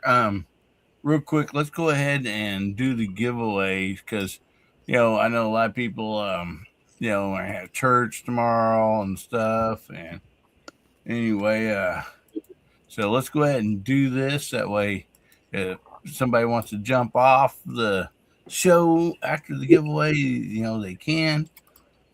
So the hashtag's been scrolling down across the bottom. So get your hashtag in, hashtag HBN, that stands for Hillbilly Nation. And this is 160 and 160th show tonight. So hashtag HBN 160, just like you see right there. We'll give everybody just a quick deal here to get that up there and going. So in case somebody come in late, I know we've had some people that are like right there, Lake Country Air Gunners, Lake City, Florida. Awesome. Now, if you are over on Hasbro or Nibs channel, you will have to, for the pickup tool, which is what's showing here, you will have to jump over and type that in on the Hillbilly Up channel, because otherwise, I don't know why, it will not like cross reference. So like, see Daryl to it in, and Bobby there, but it will not pick those up for some reason. So, Hey, Hillbilly, speaking of that chat I just put out there, yeah, at Mohi 303, that's Chips, right? yeah, Jason. And Chips last year kicked in some really expensive knives that giveaway. He called me up yesterday, and he's going to be kicking in some stuff for this giveaway too. So I'm going to call him out. But if my name comes up, I'm going to give you his information. We'll send it to him. Okay? All righty, man, that's awesome. Because he's on the other channel, and he can't see so well. So he'll if he's on there, he'll win on mine. Awesome. Well, yeah, he's such a great guy, and it's so wild that like you guys knew each other, and so yeah, good guy. Yeah, he says, "Woo, 160 shows." Woo. Yeah, I mean, yeah. That's not counting all the fill-in shows we did, and and special event shows. That's just 160 of Guns, Beer, and Therapy, and so yeah, we're so blessed here. So hopefully gave everybody enough time to get their hashtags in. And I'll wait one more.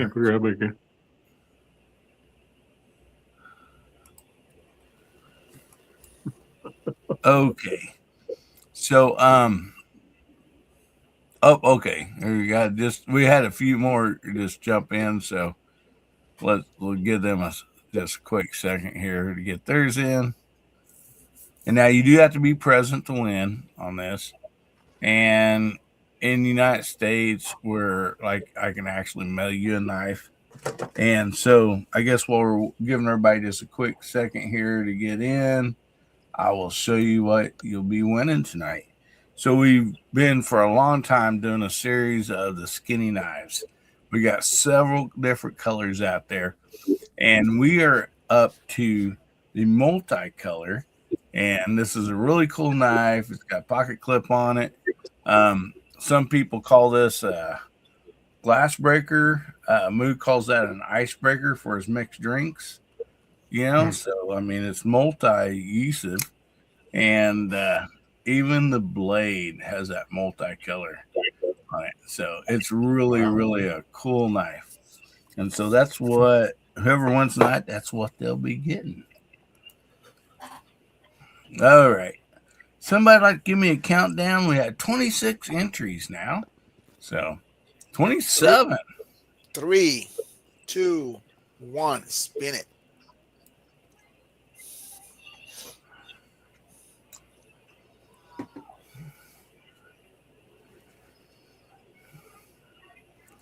Justin Lowe, finally. Who's that guy? I don't know. Anybody know a Justin Lowe out there?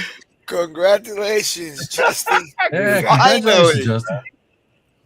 That'll help him feel better because he tried his best to beat my score in Boomsticks Challenge and he tied it today. So this will make him feel better. I know. He's been trying. It is hard to get to that, Benny. There we go. There he is. He says, woo! All right, Justin. Congratulations. Hey, Mike, can we do Hillbilly? Can we do another giveaway? AmericanHillbillyUp@gmail.com. It's going across the bottom of the banner there. And give me your name. Well, I know your name, but give me the address that you want it sent to. And so congratulations, buddy. Sorry, I stepped on somebody. Somebody was starting to talk. I apologize. No, I was just asking if we could do another giveaway. Of course, we can always do giveaways. I wanna donate a set of the coasters that I'm making with Hasbro and Hillbilly and my logos on them. And son of a gun! I thought it was going to be that rifle on the wall behind you. Come on, Dibs. Only if you win, Hasbro.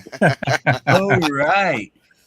Yeah. So, don't go anywhere. And whoever wins can just contact Hillbilly, and he's got my email address, and I can get him out to you. So, man, I wish you emailed me. I got those pictures, but I don't have time to go download them and pull them up here. But I don't. It have is them in here, super cool. I mean, let me see if I got something here. Hold on. They're giving Chad a rough time out there, doggone it. So Justin has a better hairline than Chad. He has a better hairline than me by far, too. Yeah. Yeah, man, you don't want to go bare sides up against Justin, that's for sure. All righty. So, Nibs, see, you said you got a picture of it, or? I don't know if it can show up or not, but can you see that? Can you pull that up? Hang on, let me scroll down here. I got you sharing two pictures. You still got the wrong window. Rifles. No, I'm showing my phone right here. Oh, I'm sorry. Hang on. Let me pull you up. Sorry about that. I was looking for a shared picture. Oh, it's not gonna show though. Crud. Yeah, we can see it. Unfortunately, I can't transfer this over to my phone, but yeah, or to my they are computer. super cool. The rifle looks perfect. Right there, just give it away.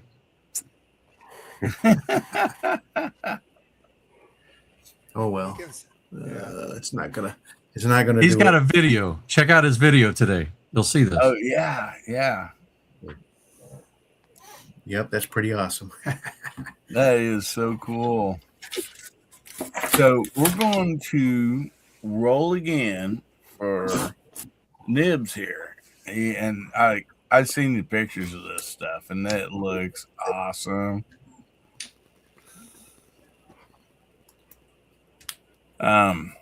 So Nibs, since it's your giveaway, give me a countdown. We'll get this thing a spin. All right. You gonna pull up the thing there? Yep, I got her all ready for you. Okay. 1, 3, 2, 1, spin. All right. Round and round she goes. If I win, then it saves me on some shipping, huh? Fluffy. Boy, he's in a roll. He's on a roll. He's on a roll. Yeah, he like won I last was. night. Yeah, he did. When's all the rigged comments coming? I'm gonna type it myself. Okay, let's all do it. Rigged. There we go. Now they're all coming in, and so Fluffy, you still out there, buddy? He is. He say thanks. Actually, Hillbilly, you can say nothing for the rest of your life about rigged after the drawing. I know he won like 4 times in a row on the same day. Yeah, Pack Rat. He said he's robbed. It looked like he's going to stop on your name and rolled on over. Did Fluffy answer up? Yes, he did. Okay, just send Hillbilly an email, and he'll get your address and send it over to me, and I'll get them out to you. Awesome, and those are super cool because you're going to really enjoy that. Yeah, and so let's see. I sent something to Hillbilly, and I think I sent something to Living in Southwest Virginia, didn't I? You guys won. I got a knife that you had etched it in this target, which is pretty cool. I'm not sure going up on the camera. Let's see here. Okay, there. Oh yeah, cool. It's about as good as I get. So don't shoot BBs at it. And they'll bounce back. Right here. And 308 will do. And Hasbro actually won the grand prize in my giveaway there, and I just mailed that off to him the other day. So did you? There you go. Nice. That's cool. That is so cool. And then you could shoot these BBs at it. All right. Here's the knife. If I can get to show up. It says just goofing around. Yeah. And then on this side, it's got his logo. And man, this is so awesome. Yeah, these are great, man. I love it. He puts just goofing around because I remember the troll you had that you fired back at. It was saying, quit saying just goofing around. And now it's on his knives. That was awesome. Yeah. Steve's got one. Nice. Yeah. And then that's the one I won off of Hasbro on the members.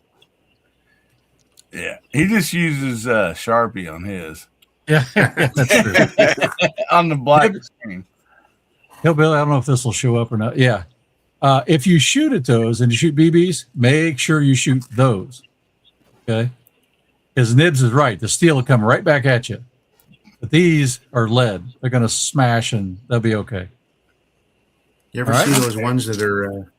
You ever see those ones that are like powdered metal? I can't remember what. Frangibles. Yeah, those are frangibles. Yeah, frangibles. Those are pretty cool too. I like those for shooting. I got a couple packs of those still hiding away. Chris Lang out there joined us. Hey, buddy, out in the middle of nowhere.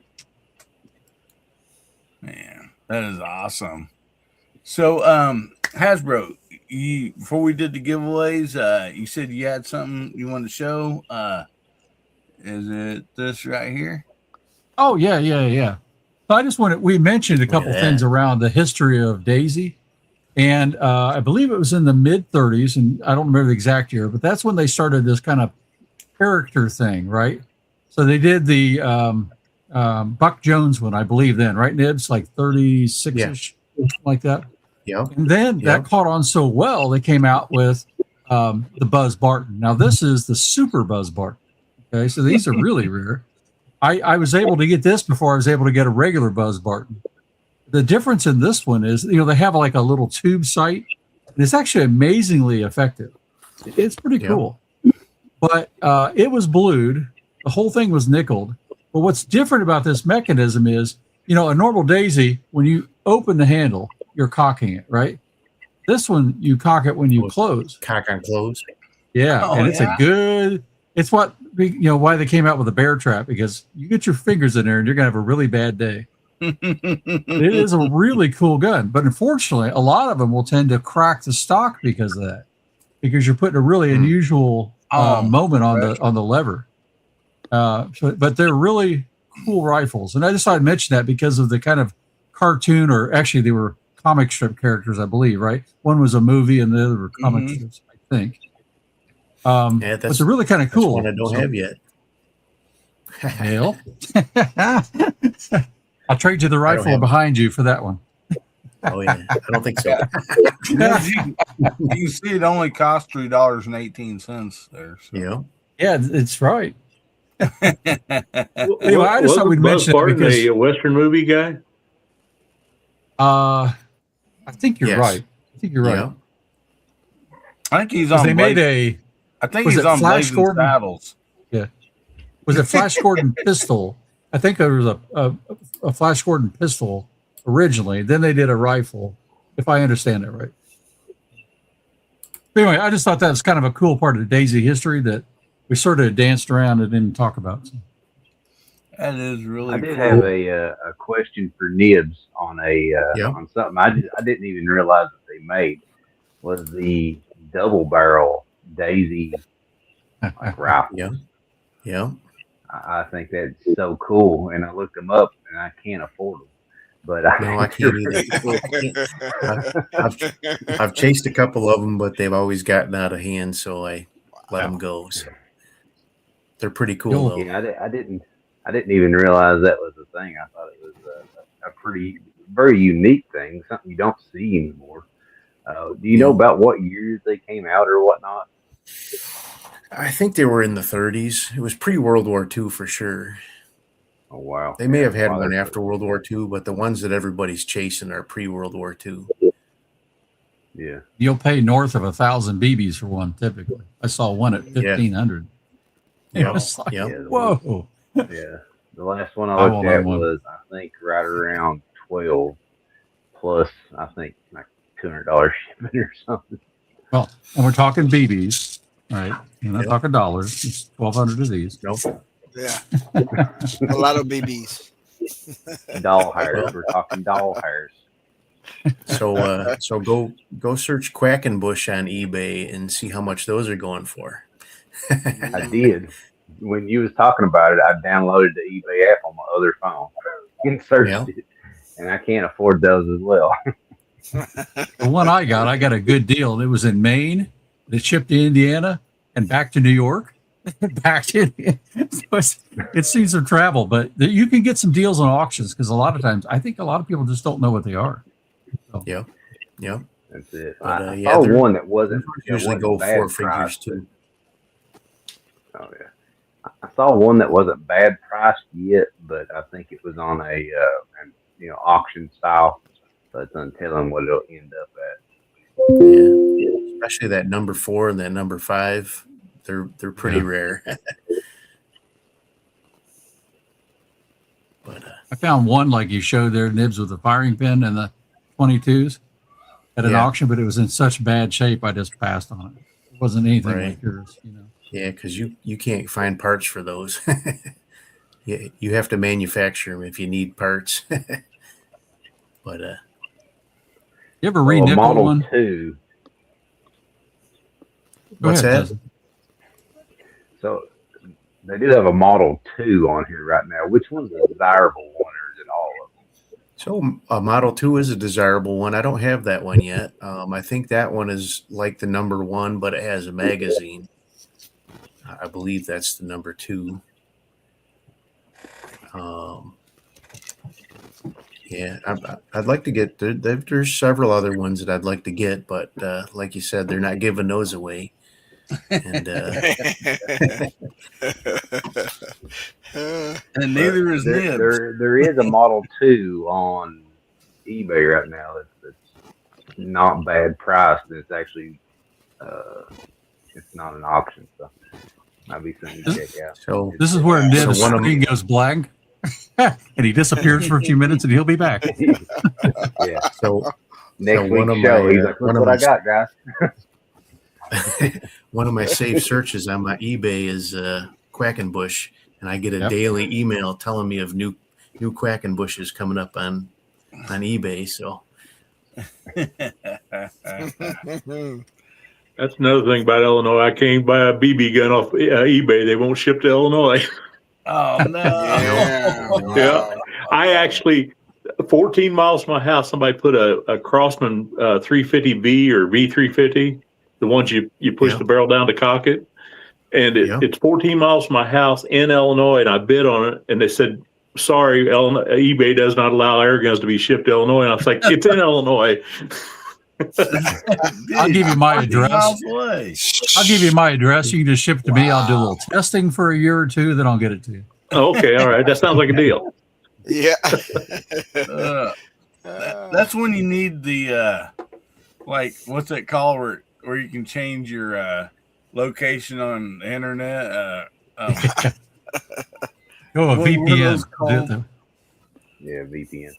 VPN, yeah. So you put your VPN over at St. Louis, and then Well, I've got a couple guys when I do work that I work with down there. They told me if there's something on there, just let them know, and they get it bid for me, and then I just go down and pick it up. But I've actually a lot of my 22 cal. I shouldn't say this on the air, but if I want a 22 caliber air rifle, it's about an hour across the river. And I'll go to Cabela's over Missouri and buy it and bring it home. so not to like call you out there. So you like south of Springfield, Illinois, or up by that area? Oh no, I'm about almost 2 hours south of Springfield.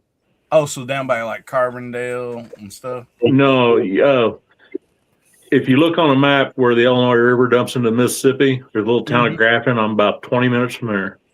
Okay. Yeah. Well, Right where the Illinois dumps into Mississippi. That's about where I'm at. What I really thought was really cool. We worked all over the United States doing putting in fiber optics to main trunk lines, and one of the contractors that they lived north of St. Louis and Troy, Missouri. So we was in Illinois, and so we turned there by like Springfield, Illinois, and cut across, to go up north and come back down to Troy. And like you're driving, it's flat, and then all of a sudden, as you get to the Mississippi, like you get this big valley. And then on the other side where Missouri is, there's a rock bluff, and then you got this long bridge going across through there, all the way over to Missouri. And it's like good dirt in Illinois side, but you literally can be on good dirt and see big rock bluff in Missouri. I mean, it's like, it's rocky over here. Yeah. Troy's almost guys, real quick. Yeah. I'm sorry to cut you off. My phone is about dead, so I'm going to go for the night. Thank y'all for having me. All right, Justin. Take Good care. seeing you, Justin. Yeah. Keep up the good work. You're doing great stuff. You're doing great stuff in your channel. Keep it up, brother. Yeah. Yes. Real quick, go ahead and plug your channel, Justin. What you got coming up? Fuel and Firepower videos at least twice a week. Shorts. Do all kinds of air gun stuff, silly stuff with whatever I can find at Tractor Supply. Go check me out. I appreciate y'all. Yeah. Yeah. You got me looking at Tractor Supply now. All right. See you guys. All right. Bye, buddy. You guys going to check out Fuel and Firepower there. Justin. Can we ship water guns to Illinois? Probably. Don't give me ideas. They might outlaw them too. I know. That string is. As long as they're not over 18 caliber. Yeah. There you go. Wow.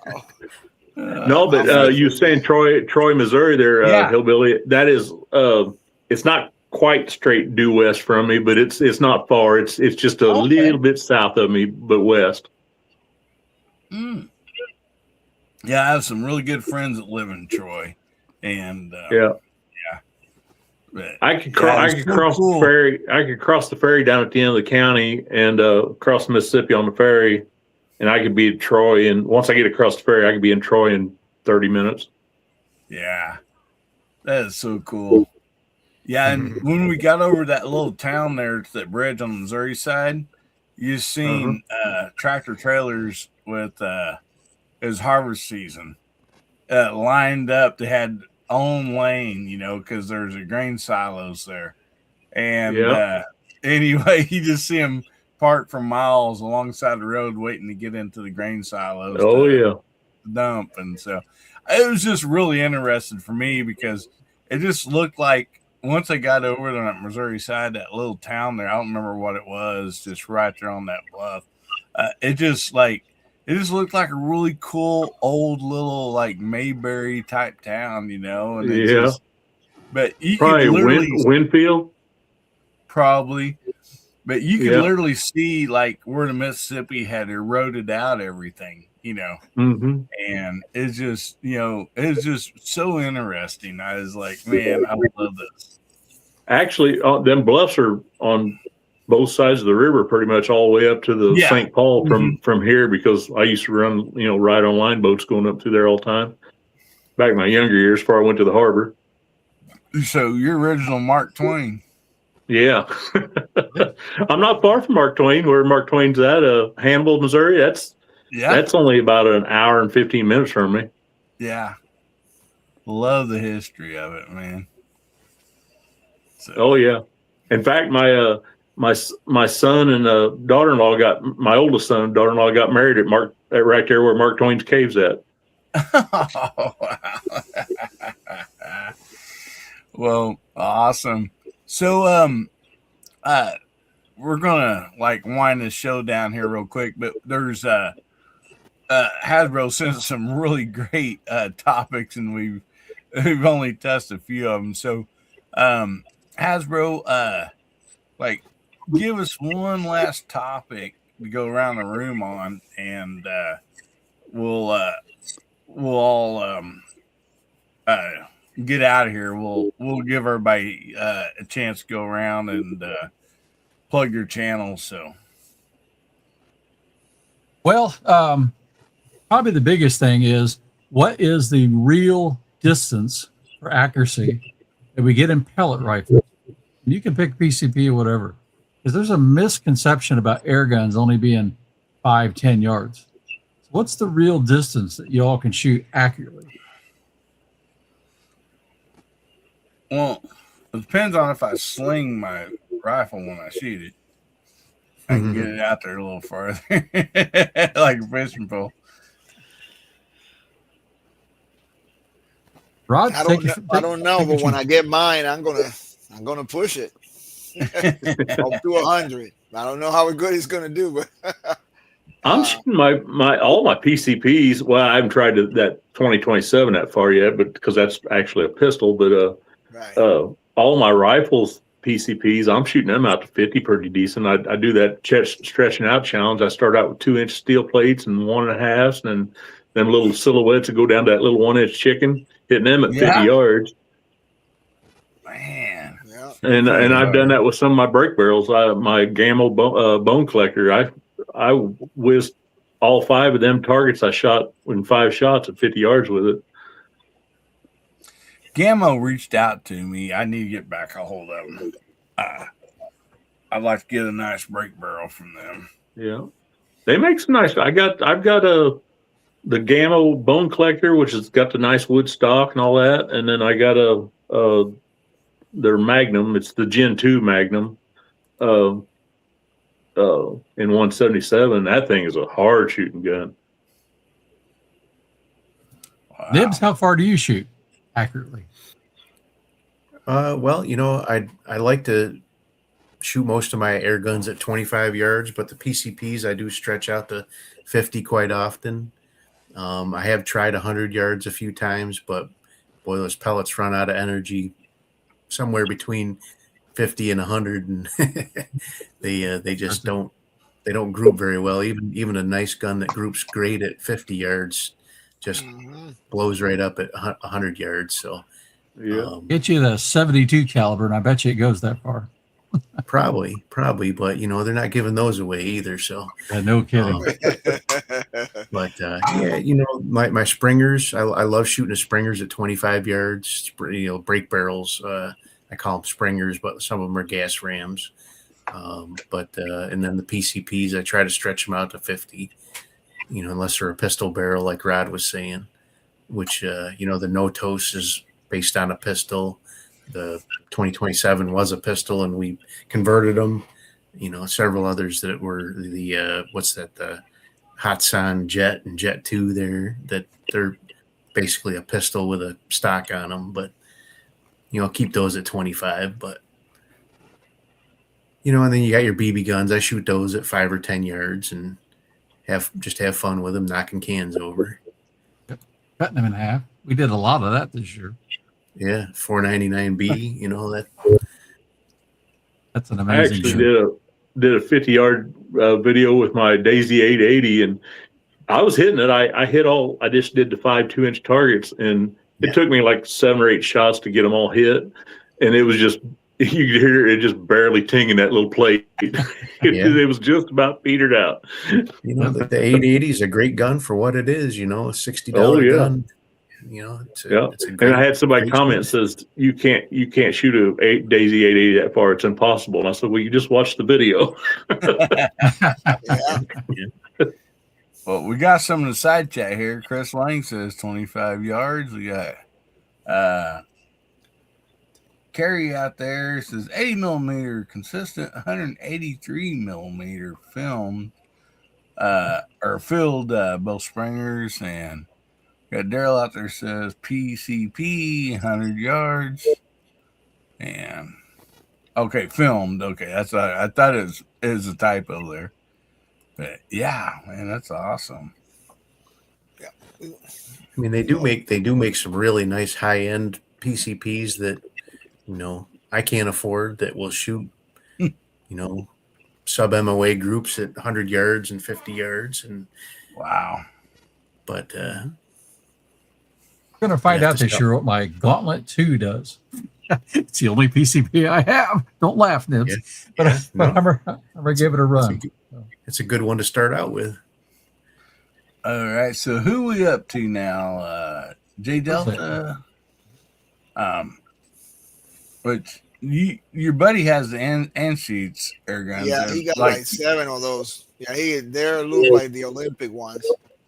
Yeah, they got that skeleton. But I tell you, those ones are really intended to shoot at 10 meters. So yeah, but I bet they'll shoot 25 and 50 yards pretty good. Oh yeah, he got some that are PCP. You know, he got that compressor, and he did something. You know, they sell parts to update him. So we're gonna test them. Yeah, we're gonna test them. Yeah, so hopefully starting the year, if it is not to plan to start the new year doing some air rifles. So with him, he has 12. I think 6 are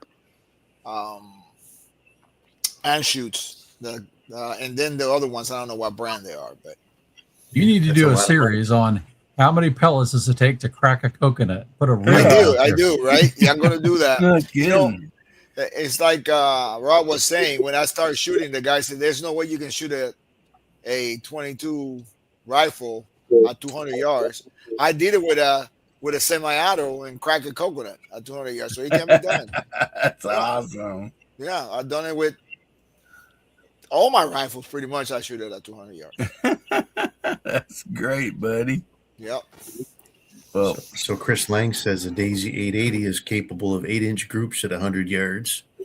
I would say Chris did a video shooting. Yeah, I think it was a Crossman 1000, wasn't it? At the 100, trying to hit it 100 yards. Yeah.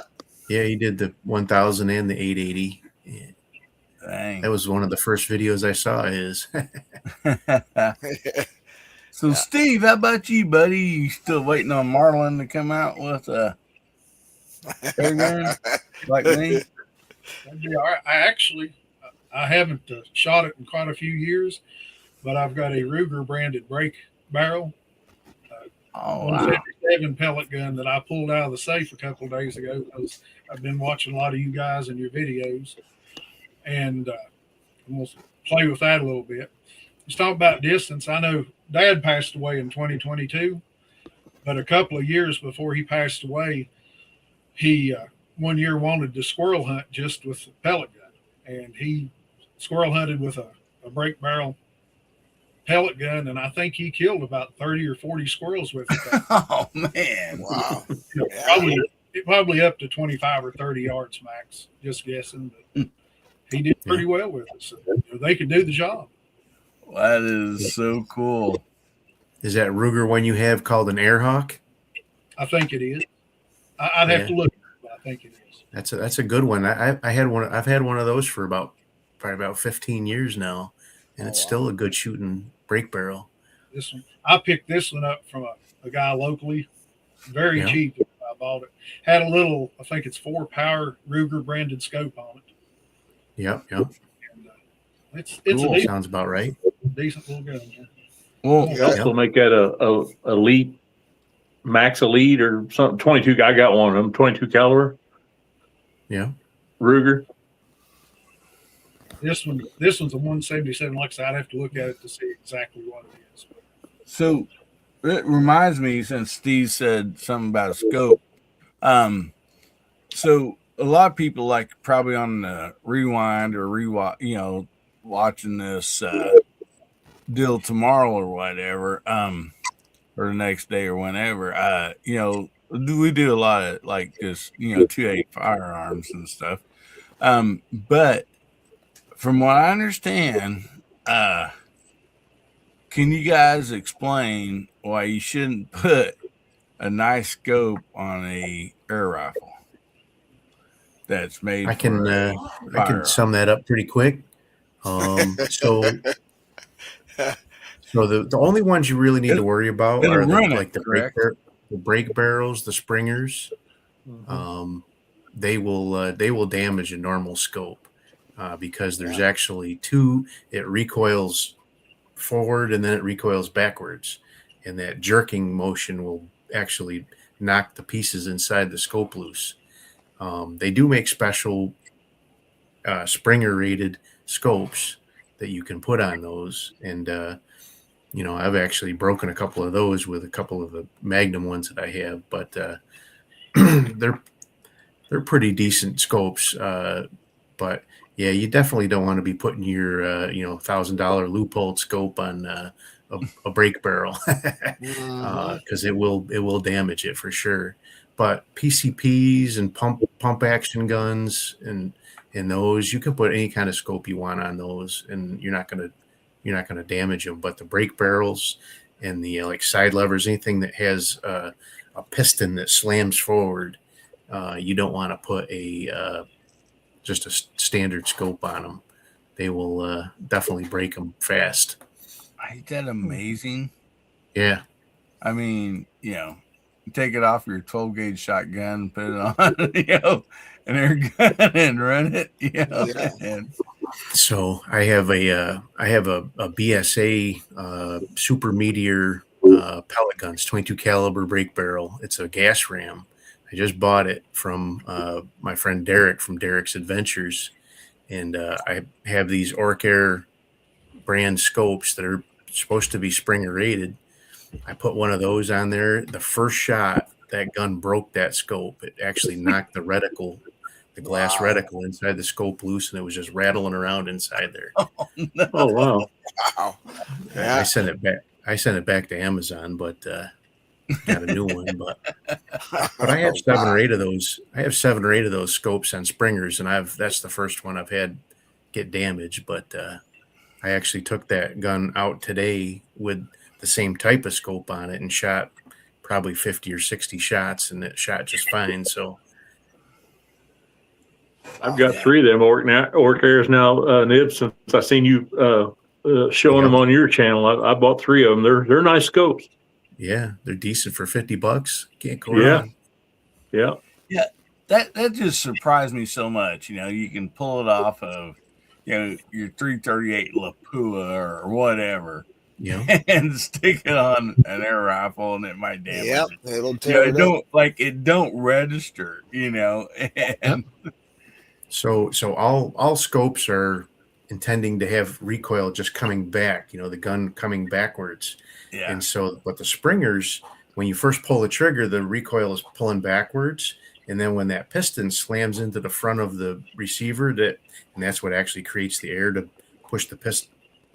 It actually pulls the gun forward, jerks the gun forward, so it's already moving backwards, and now it gets jerked forward, and that will actually just rip pieces right off the inside of the scope.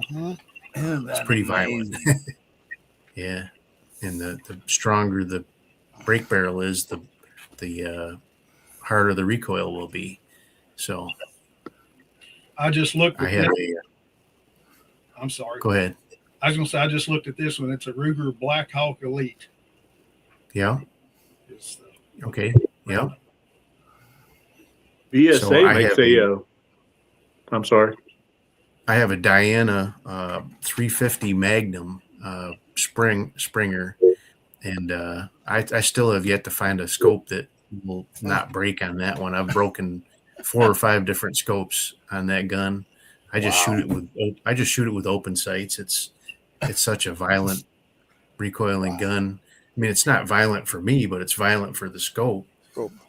And I've literally broken like 4 or 5 different scopes that are supposed to be Springer rated on that one. So yeah, dang, that's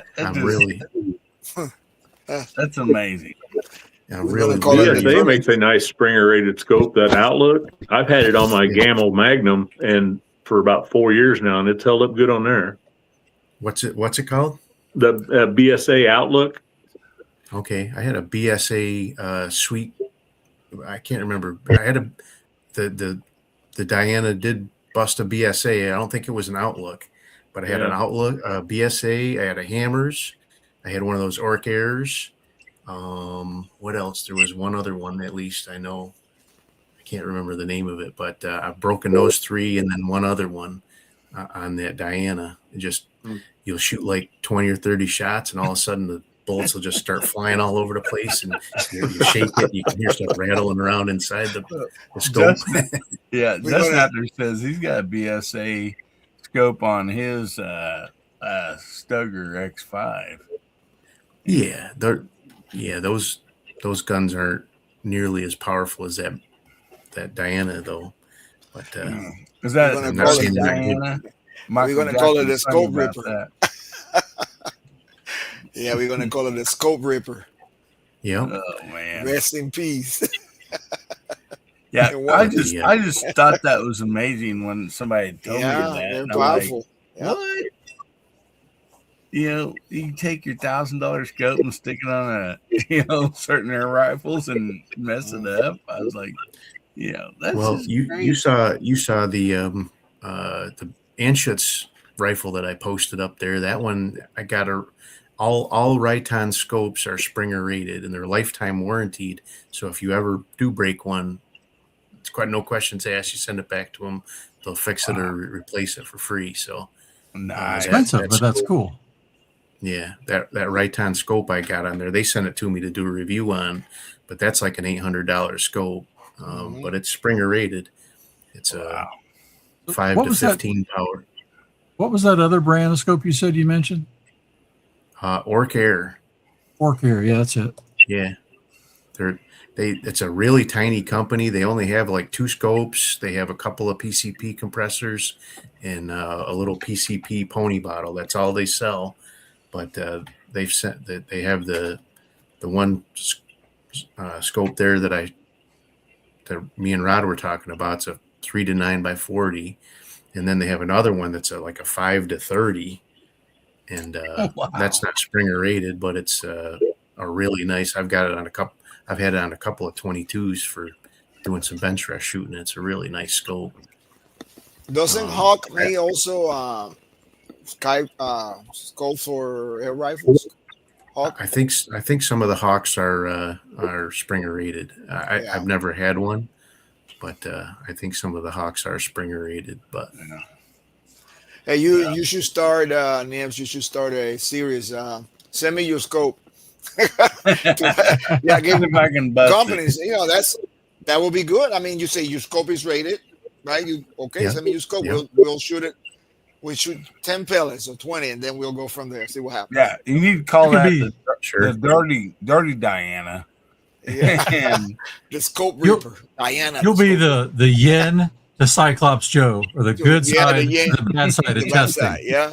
You do it with a gun. He does it with other With the devices. other, yeah, Yeah. utensils. Oh, speaking of that, I see him smacking it. Yeah, I see him saved this. smacking it with I know. unmentionables. Yeah, or I utensils. saved this from today. So he came out with a video, right, about a hawk scope, and I watched it.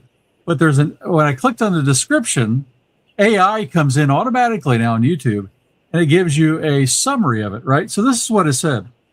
At the bottom of it, it says, expect some unconventional testing methods. I was dying when I read that. Are they talking about the nipple twister or what? Yeah, and his probe And and the whip. Yeah, whacking the Whacking, yeah. stove. he was using a shoe today because he left his other devices at home. Oh, yeah. So what scope you putting on that blow dart, Hasbro? I believe it or not, you guys know what a Vickers machine gun scope looks like from World War One?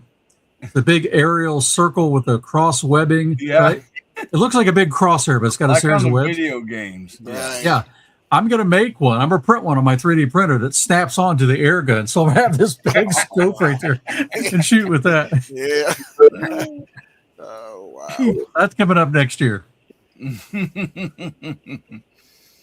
Yeah, I'm fixing to send Hasbro a big pile of stuff to work on. So Yeah, I can see it now. You can put in your title. So you think your scope is good, huh? Yeah. That's it. Yeah. Yeah. Let's see.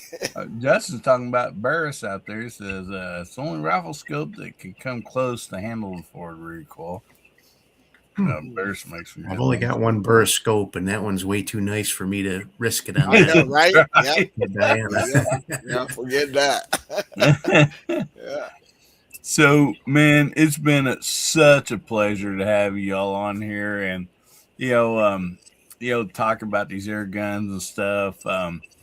It's been a change, and from like most usually firearms or whatever we talk about on here.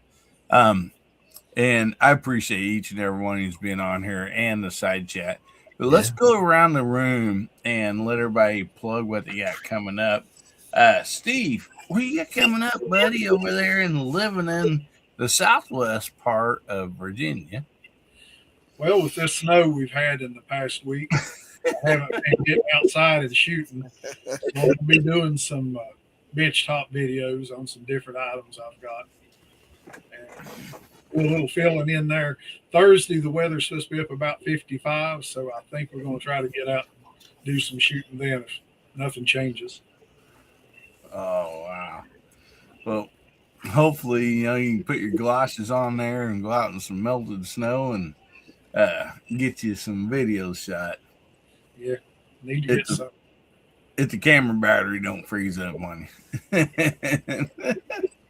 Well, everybody go check out Steve over in living in Southwest Virginia. Great channel. Fun stuff to watch. Like he's got the right idea. He talks his brother into buying rifles, and, certain rifles, and he shoots them on the video. Yeah. Like, hey, bro, I think you should get this rifle. I've been known to send him gun broker listings if I see something cool. Right. Yeah. Say, hey, bro, I think you need this one. Yeah. So thanks for being on here tonight, Steve. Jose, what do you got coming up, brother? Monday and Wednesday next week, I got shooting the Anshu 1761 at 100 yards. So it's fun. With Ely Match, it's amazing what the weather and the different ranges. It's same ammo, the same rifle, and one group's real good, the other one group's okay. And then I got some other videos coming. And then on the day after Christmas, December 26th, we start the Bad to the Bone series, which I am doing Wally's rifle, the L3I with the Stinger, and I'm comparing into all the rifles. I start with the Voodoo, and we are shooting Federal Auto Match. So that's Hasbro's favorite ammo. Look at that, he's twitching. No, his is He puts Thunderbolt. it through. He puts it through such nice guns too, and it's like, I put oh it with man, that. So it's gonna be fun. You don't want to miss it. And then the video after that will be with the CC457 NTR, and then we do the B14, and we finish with the remix. See how that goes. But we're not gonna shoot a Federal Auto Match. We'll shoot all their ammo. So, but that's what I you got shoot coming Thunderbolt. up. Yeah, I'm shoot going to do Thunderbolt. that.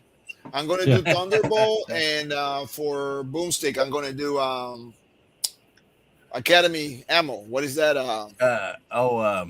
Monarch. Monarch. That's coming. Yes. So Yeah. I'm going to Appreciate call you for an having me tonight. intervention. yeah, As you go fire ahead. Thunderbolt down that Rimex, I'm calling for I an am. intervention. I'm going to do it.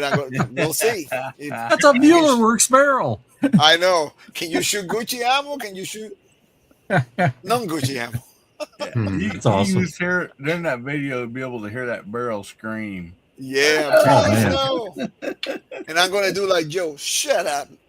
You. I won't.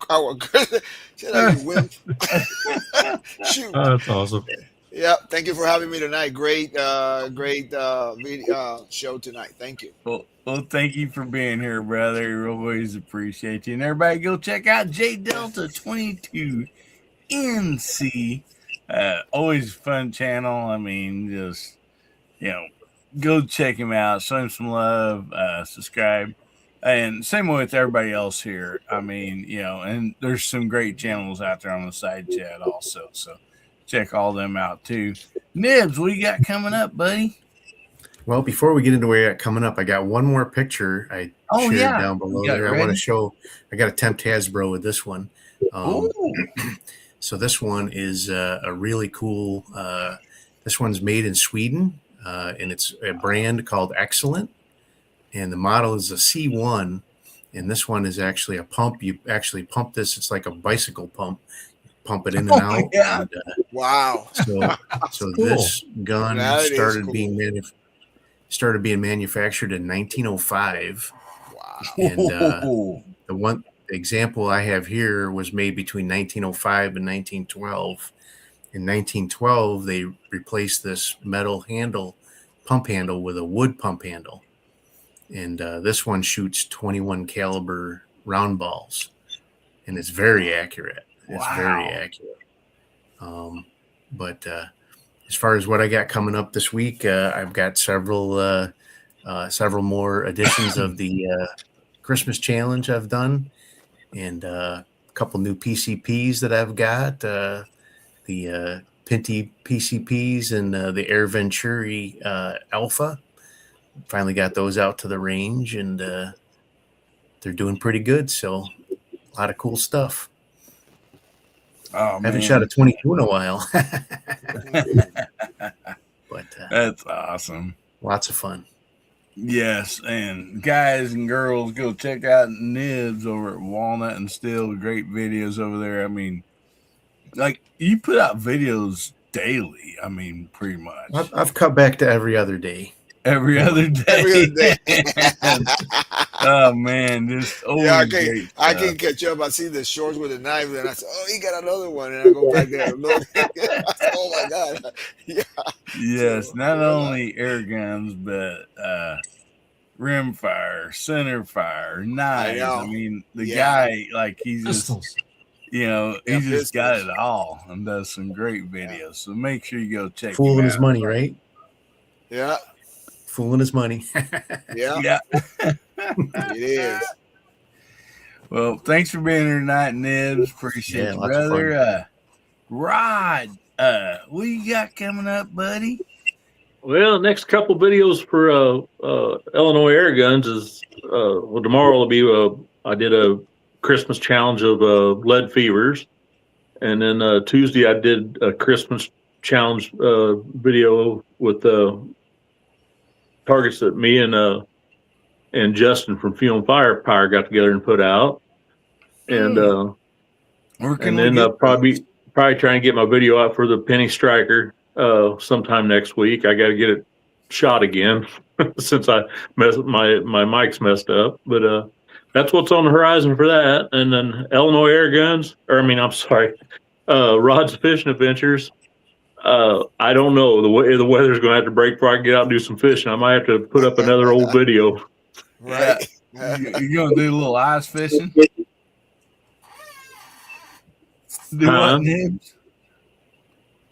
No, I quit ice fishing when I got old. I don't like slipping around on the ice. So, Nibs, you said you had something there you want to show real quick? So he's talking about his microphone messing up. I don't know if we can zoom in on this one or. Yeah. This is what I use now. You can find this model J68 on Amazon for like $30, I think it was. It has 2 microphones, and then it'll actually fit an Apple or USB-C, and it's just an awesome set of mics, and you'll get days worth of recording time out of these microphones. Yeah. Well, I usually use a Rode shotgun mic, and the battery went dead in it, so I dug out. I've got these wireless mic, and they're a great mic, but you got to hook the wire up properly. I didn't have it hooked up. It wasn't the mic's fault; it was my fault. I hooked it up backwards. So, oh no! So it sounded like somebody sitting there with a hammer pecking on a piece of steel. So, Nibs, those Bluetooth also. Well, so there's a little dongle you have to plug in the bottom of your phone, and it sits in the middle of the. I don't have it with me, but and then there's two actual. So if you had 2 people on so if you're doing a video with 2 people, you could actually have both microphones active at the same time. So you could have each person have a lapel mic on them, but so they're wireless to that little dongle that you have to plug into the bottom of your phone. Okay. And I was showing Rod earlier, I have a Boya version, that kind of thing. It just plugs in the phone, and it says it goes beyond this. I just haven't tested it, but I've had that mic recording me 50 yards away. No problem at all. Yeah. Yeah, this one will do that too. This one will go at least 50 yards. Because some cameras, like will have the Bluetooth, but like you don't have a lot of times they not have the correct plug-in, and so it's like for instance, like just the GoPros, you have to buy a whole nother thing to go on your GoPro to be able to plug into it, but it will do Bluetooth if they take Bluetooth, and so I know a lot of cameras are like that. My Sony's like that also. Yeah, I've had GoPros and stuff early on, but I've switched over to just using my iPhones. It's so much better. Well, yeah, they cost 3 times more too. Yeah, I get them free from work. So there you go. Oh man, so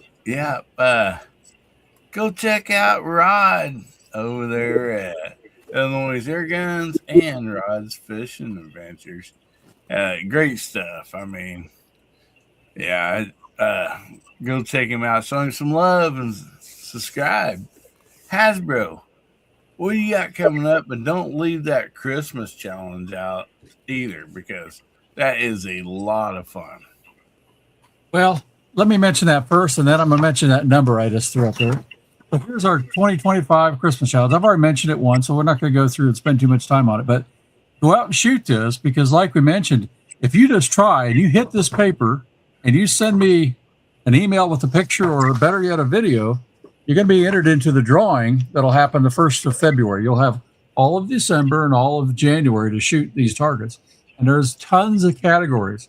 And so every time you enter into each category, well, I mean, if you shoot each category, you will get 1 ticket minimum. Now, you can't shoot 10 in one category and get 10 tickets, right? It's not going to work that way. Yeah. But there are 10 categories or more. And if you shot all those categories, you'll get 10 tickets, right? And if you get first place, you're going to get 2. All right. So that's kind of an incentive thing. But we do that to make it fair. There's also going to be a ladies category in every one of those. And so that's cool. And then a youth category. If I wear a wig, can I get in that? Well, you've been known to do that. It's a little disturbing. I might take away tickets for that. Negative 10 tickets for Hillbilly.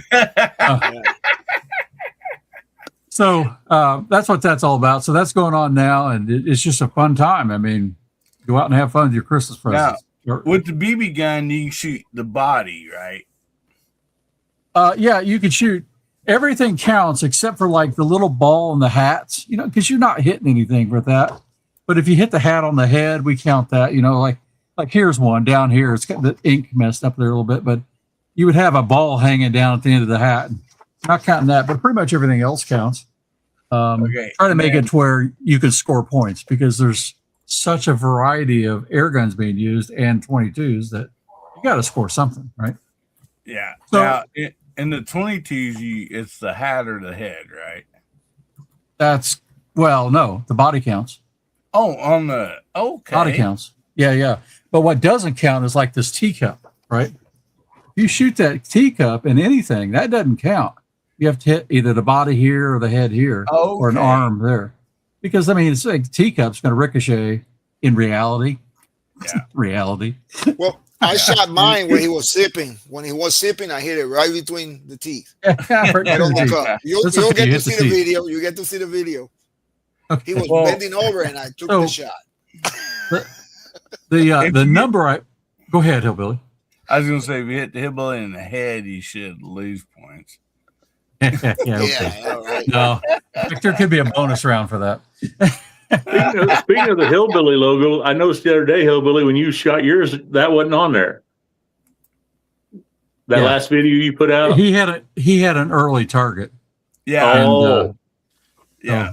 So we were testing it, refining it. Used some nice ammo and shot it like 2 or 3 times, and then Hasbro's like, "Oh, I got the updated target coming out," and I'm like, "Oh man!" He goes, "But I counted his points. The Hillbilly logo." And I'm like, "I counted his points because he shot pretty well." Don't let that guy deceive you. He has a decent gun; he can shoot. Like I said, all right. So that number, what that was about is 2 things. So first, let me show you. So sometime this week, for members of my channel, Hillbilly, you wanted another one of these. We're going to give away another one of these. Oh man, I gave one. Like I won so much on your deal. I'm like, I 3 or 4 times in a row, and I took the first gift, and then I give it to roll again and give it to somebody else. So we're going to give away one more of those, and then next month for the members, I have one more. So we're going to give away 2 more in the next couple months. So your chances aren't too bad. But then the other thing, and I haven't deliberately said anything about my channel hitting 3,000 because I know you're also really, really close. And I don't want to distract. All I'm going to do is say this because I need your help. I'm going to put a video out this week about hitting 3,000. I'm 4 away right now. Right? So when I hit 3,000, I'm going to do a giveaway, but I need your guy. In fact, I know Nibs, you do that too. I'll put something in the comments if they do that, and then I'll do a raffle from that. But what we're going to give away is actually what's kind of hard to find, unless you're Nibs, who gets 3 of them. And then shoes.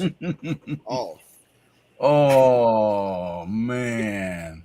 Okay, so these are straight from Daisy. It's the only place I've been able to get them, and so I have a brand new one there, and we're going to give that away. As soon as I cross 3,000, I'll do a video. So probably sometime tomorrow. But I'll need your guys' help on how to track the comments. I really don't know how to do that. How to get a code word out of it. How many did you say you're shy of? 4.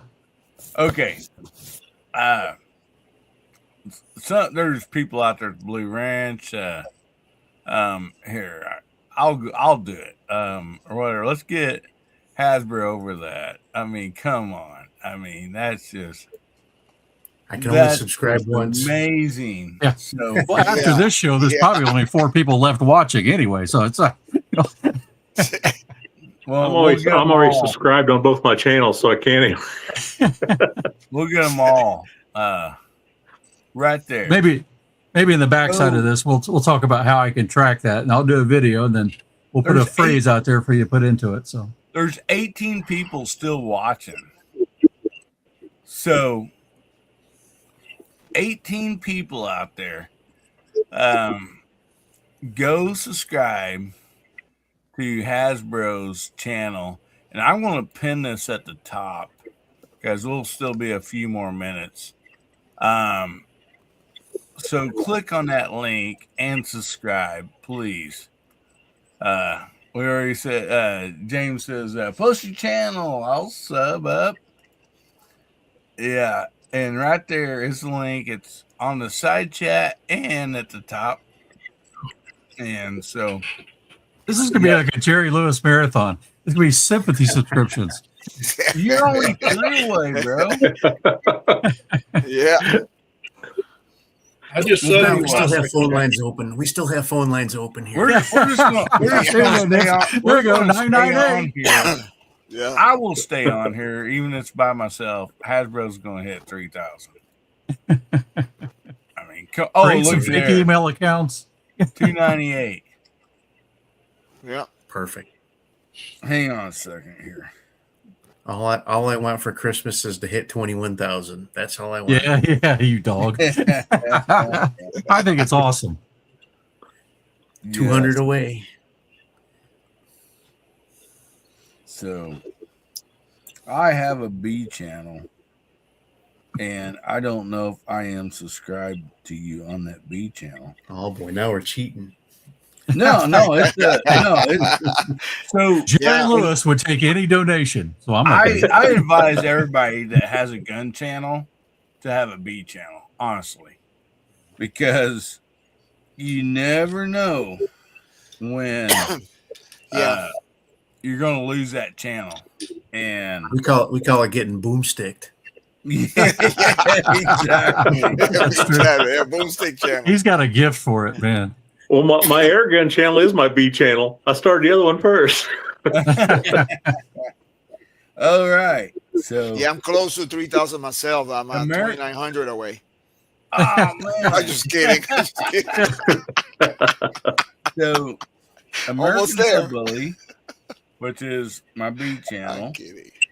Just subscribe. Oh, there we go. $2.99 or $2.999. There you go. Wow. Come on, we gotta have one. I'm so nervous. Yes.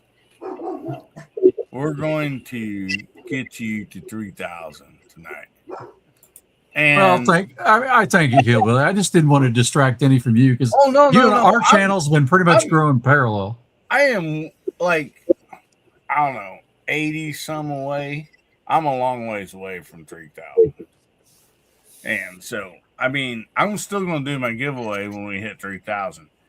I just said, like, if we can do it before the first of the year or by the first of the year, I'm just going to double the gifts, And, but yes. Okay, well, we're going to start a live stream for 7 straight days. We'll do a marathon for Hillbilly and Nibs. Push them over their thing. Hang on a second here. I have something. Okay. I'm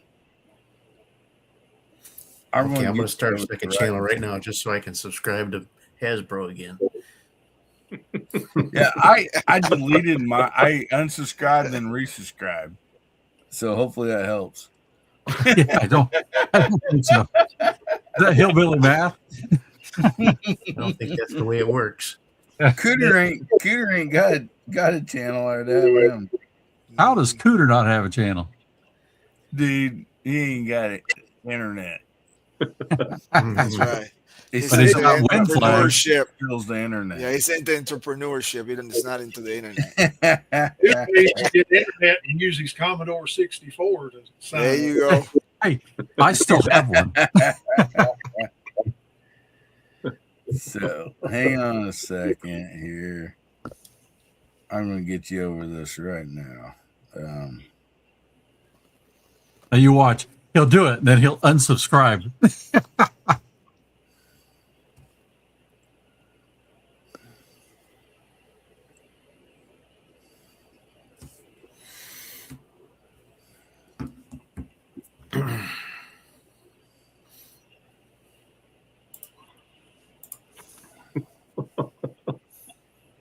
So one thing I forgot to mention while we're waiting for Hasbro to go over 3,000 here, I am uploading a video that I did today with my walnut and steel Christmas present to all my subscribers, and I'm giving away a Red Ryder plethora. I've got a Red Ryder pistol, I've got a Red Ryder BB gun, and I've got a Red Ryder pocket knife. Well, it's actually a fixed blade. That's pretty So cool. I'm doing a three prize giveaway, and Cool. so as soon as I get it uploaded, I'll probably make it live tomorrow, and then it'll run till I'm going to do the day before the 23rd, the day before Christmas Eve. I'm going to do the actual giveaway, and so that'll be my Christmas giveaway. So that'll be a lot of fun. Oh, I need the knife. I was watching your video before we started this tonight, Nibs, with the red handled Red Ryder. That's a pretty cool knife. That's what I'm gonna give away. Yeah. Yeah, that's a neat knife. In fact, I went to eBay right after that and looked it up, and I found several on there, so I might be ordering me one. So Bill Dye from my channel there, he ordered them from Smoky Mountain Knife Works. Bill Dye, the knife guy. Yeah. Science guy. He's awesome. He sent me several knives already. He sent me a couple Rough Riders and a couple of Red Riders. So earlier this year, he sent me the Red Rider knife that's like a Victorinox looking knife. That's really cool. It's got brown bone handles on it. It's really pretty nice. Yeah. And then these two he sent me today. So I just called Ames and told her to subscribe. I called her. She's like, there we are. What do you want? Ding, ding, ding. We just hit it. Want? And I'm We like, just hit it. There you go. Hey. You hit it? Yeah. Thank you, everybody. Send me that and shoes. Thank you. That was not the prize. Just to be clear. Yeah. Hey, thank you, everybody. You'll wake up tomorrow and you'll be 12 short. Yeah. That'll be it. That'll be it. That's how they do Hey, but then it's weird because you go and come back and then they'll go back again. So, yeah, that's how it goes. It happens. It happens. Yeah, but hey, you are there now. Thank you, everyone. Room, so. I do appreciate it. Thank you. Well, when you do your giveaway, I'll throw in a skinny knife. You can pick the color, whatever color you want. Yep, and I'll throw in some coconuts. Can we get some wind flag bags? Oh yeah. You got some coming. J Delta's got some coming, and I got a can. I'll throw in a can. We just got a can that we're gonna make. Well, the can is for you, but I'm not gonna throw it in there because the can is for you. It's we're making 5 cans. Wally's making 5 of them. I'm giving one here as soon as I hit 900, almost there, and then the other ones I'm gonna give it away to you guys. So that's awesome. Yep. Yes, and they're signed. They're gonna worth money one day, maybe 1,000 years from now. So, but yes, and I want to shout out real quick, Brock over there, Leatherman 22. Dude, he is a 22 long rifle bench rest maniac. I mean, go check out his channel. I mean, the dude just just pokes one hole in the target and then puts the rest of the bullets through that same hole, pretty much, almost. And so, well, and he's about to go through a life-changing event. So we'll hear about that after Christmas. But all right, his budget for guns may get smaller. We'll see. Fixing to get married, ain't he?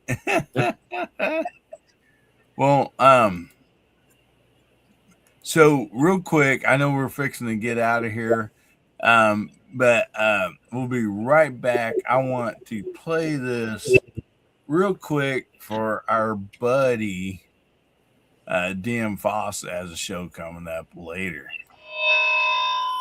I am gravely disappointed. Once again, you have made me unleash my dogs of war. Howdy, everybody. How y'all doing? There has been too much violence, too much pain. But I have an honorable compromise. Just come join us. Saturday nights, 11 p.m. Pacific, 1 a.m. Sunday metric. Just join us, and there will be an end to the horror. Just join us. Yeah. So if you're up in another hour or so, go check out DM Foss overnight party. It's great. He's out on the East Coast. That's why it's so late for us in the Central, and or he's on the West Coast. That's why it's so late for us on the Central and East Coast. But yeah, go check him out.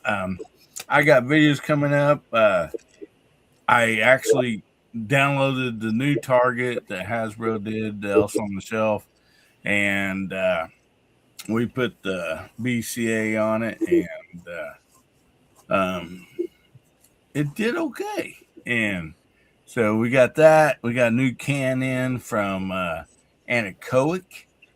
It's a small 22 long rifle can called the Pipsqueak.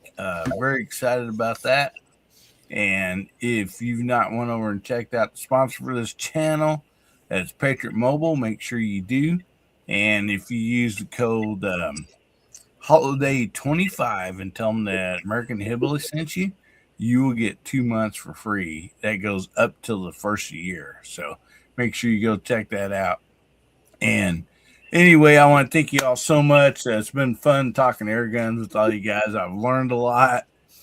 I've had a great time. So appreciate you all. Thank you so much for the side chat. Congratulations on the 3K, Hasbro. Yeah, thank you. Yeah. And anyway, we're going to leave you all with this. Remember, God, family, country, make somebody's day better, will you? If the good Lord's will and the creeks don't rise, we'll be seeing you again. Everybody say goodnight.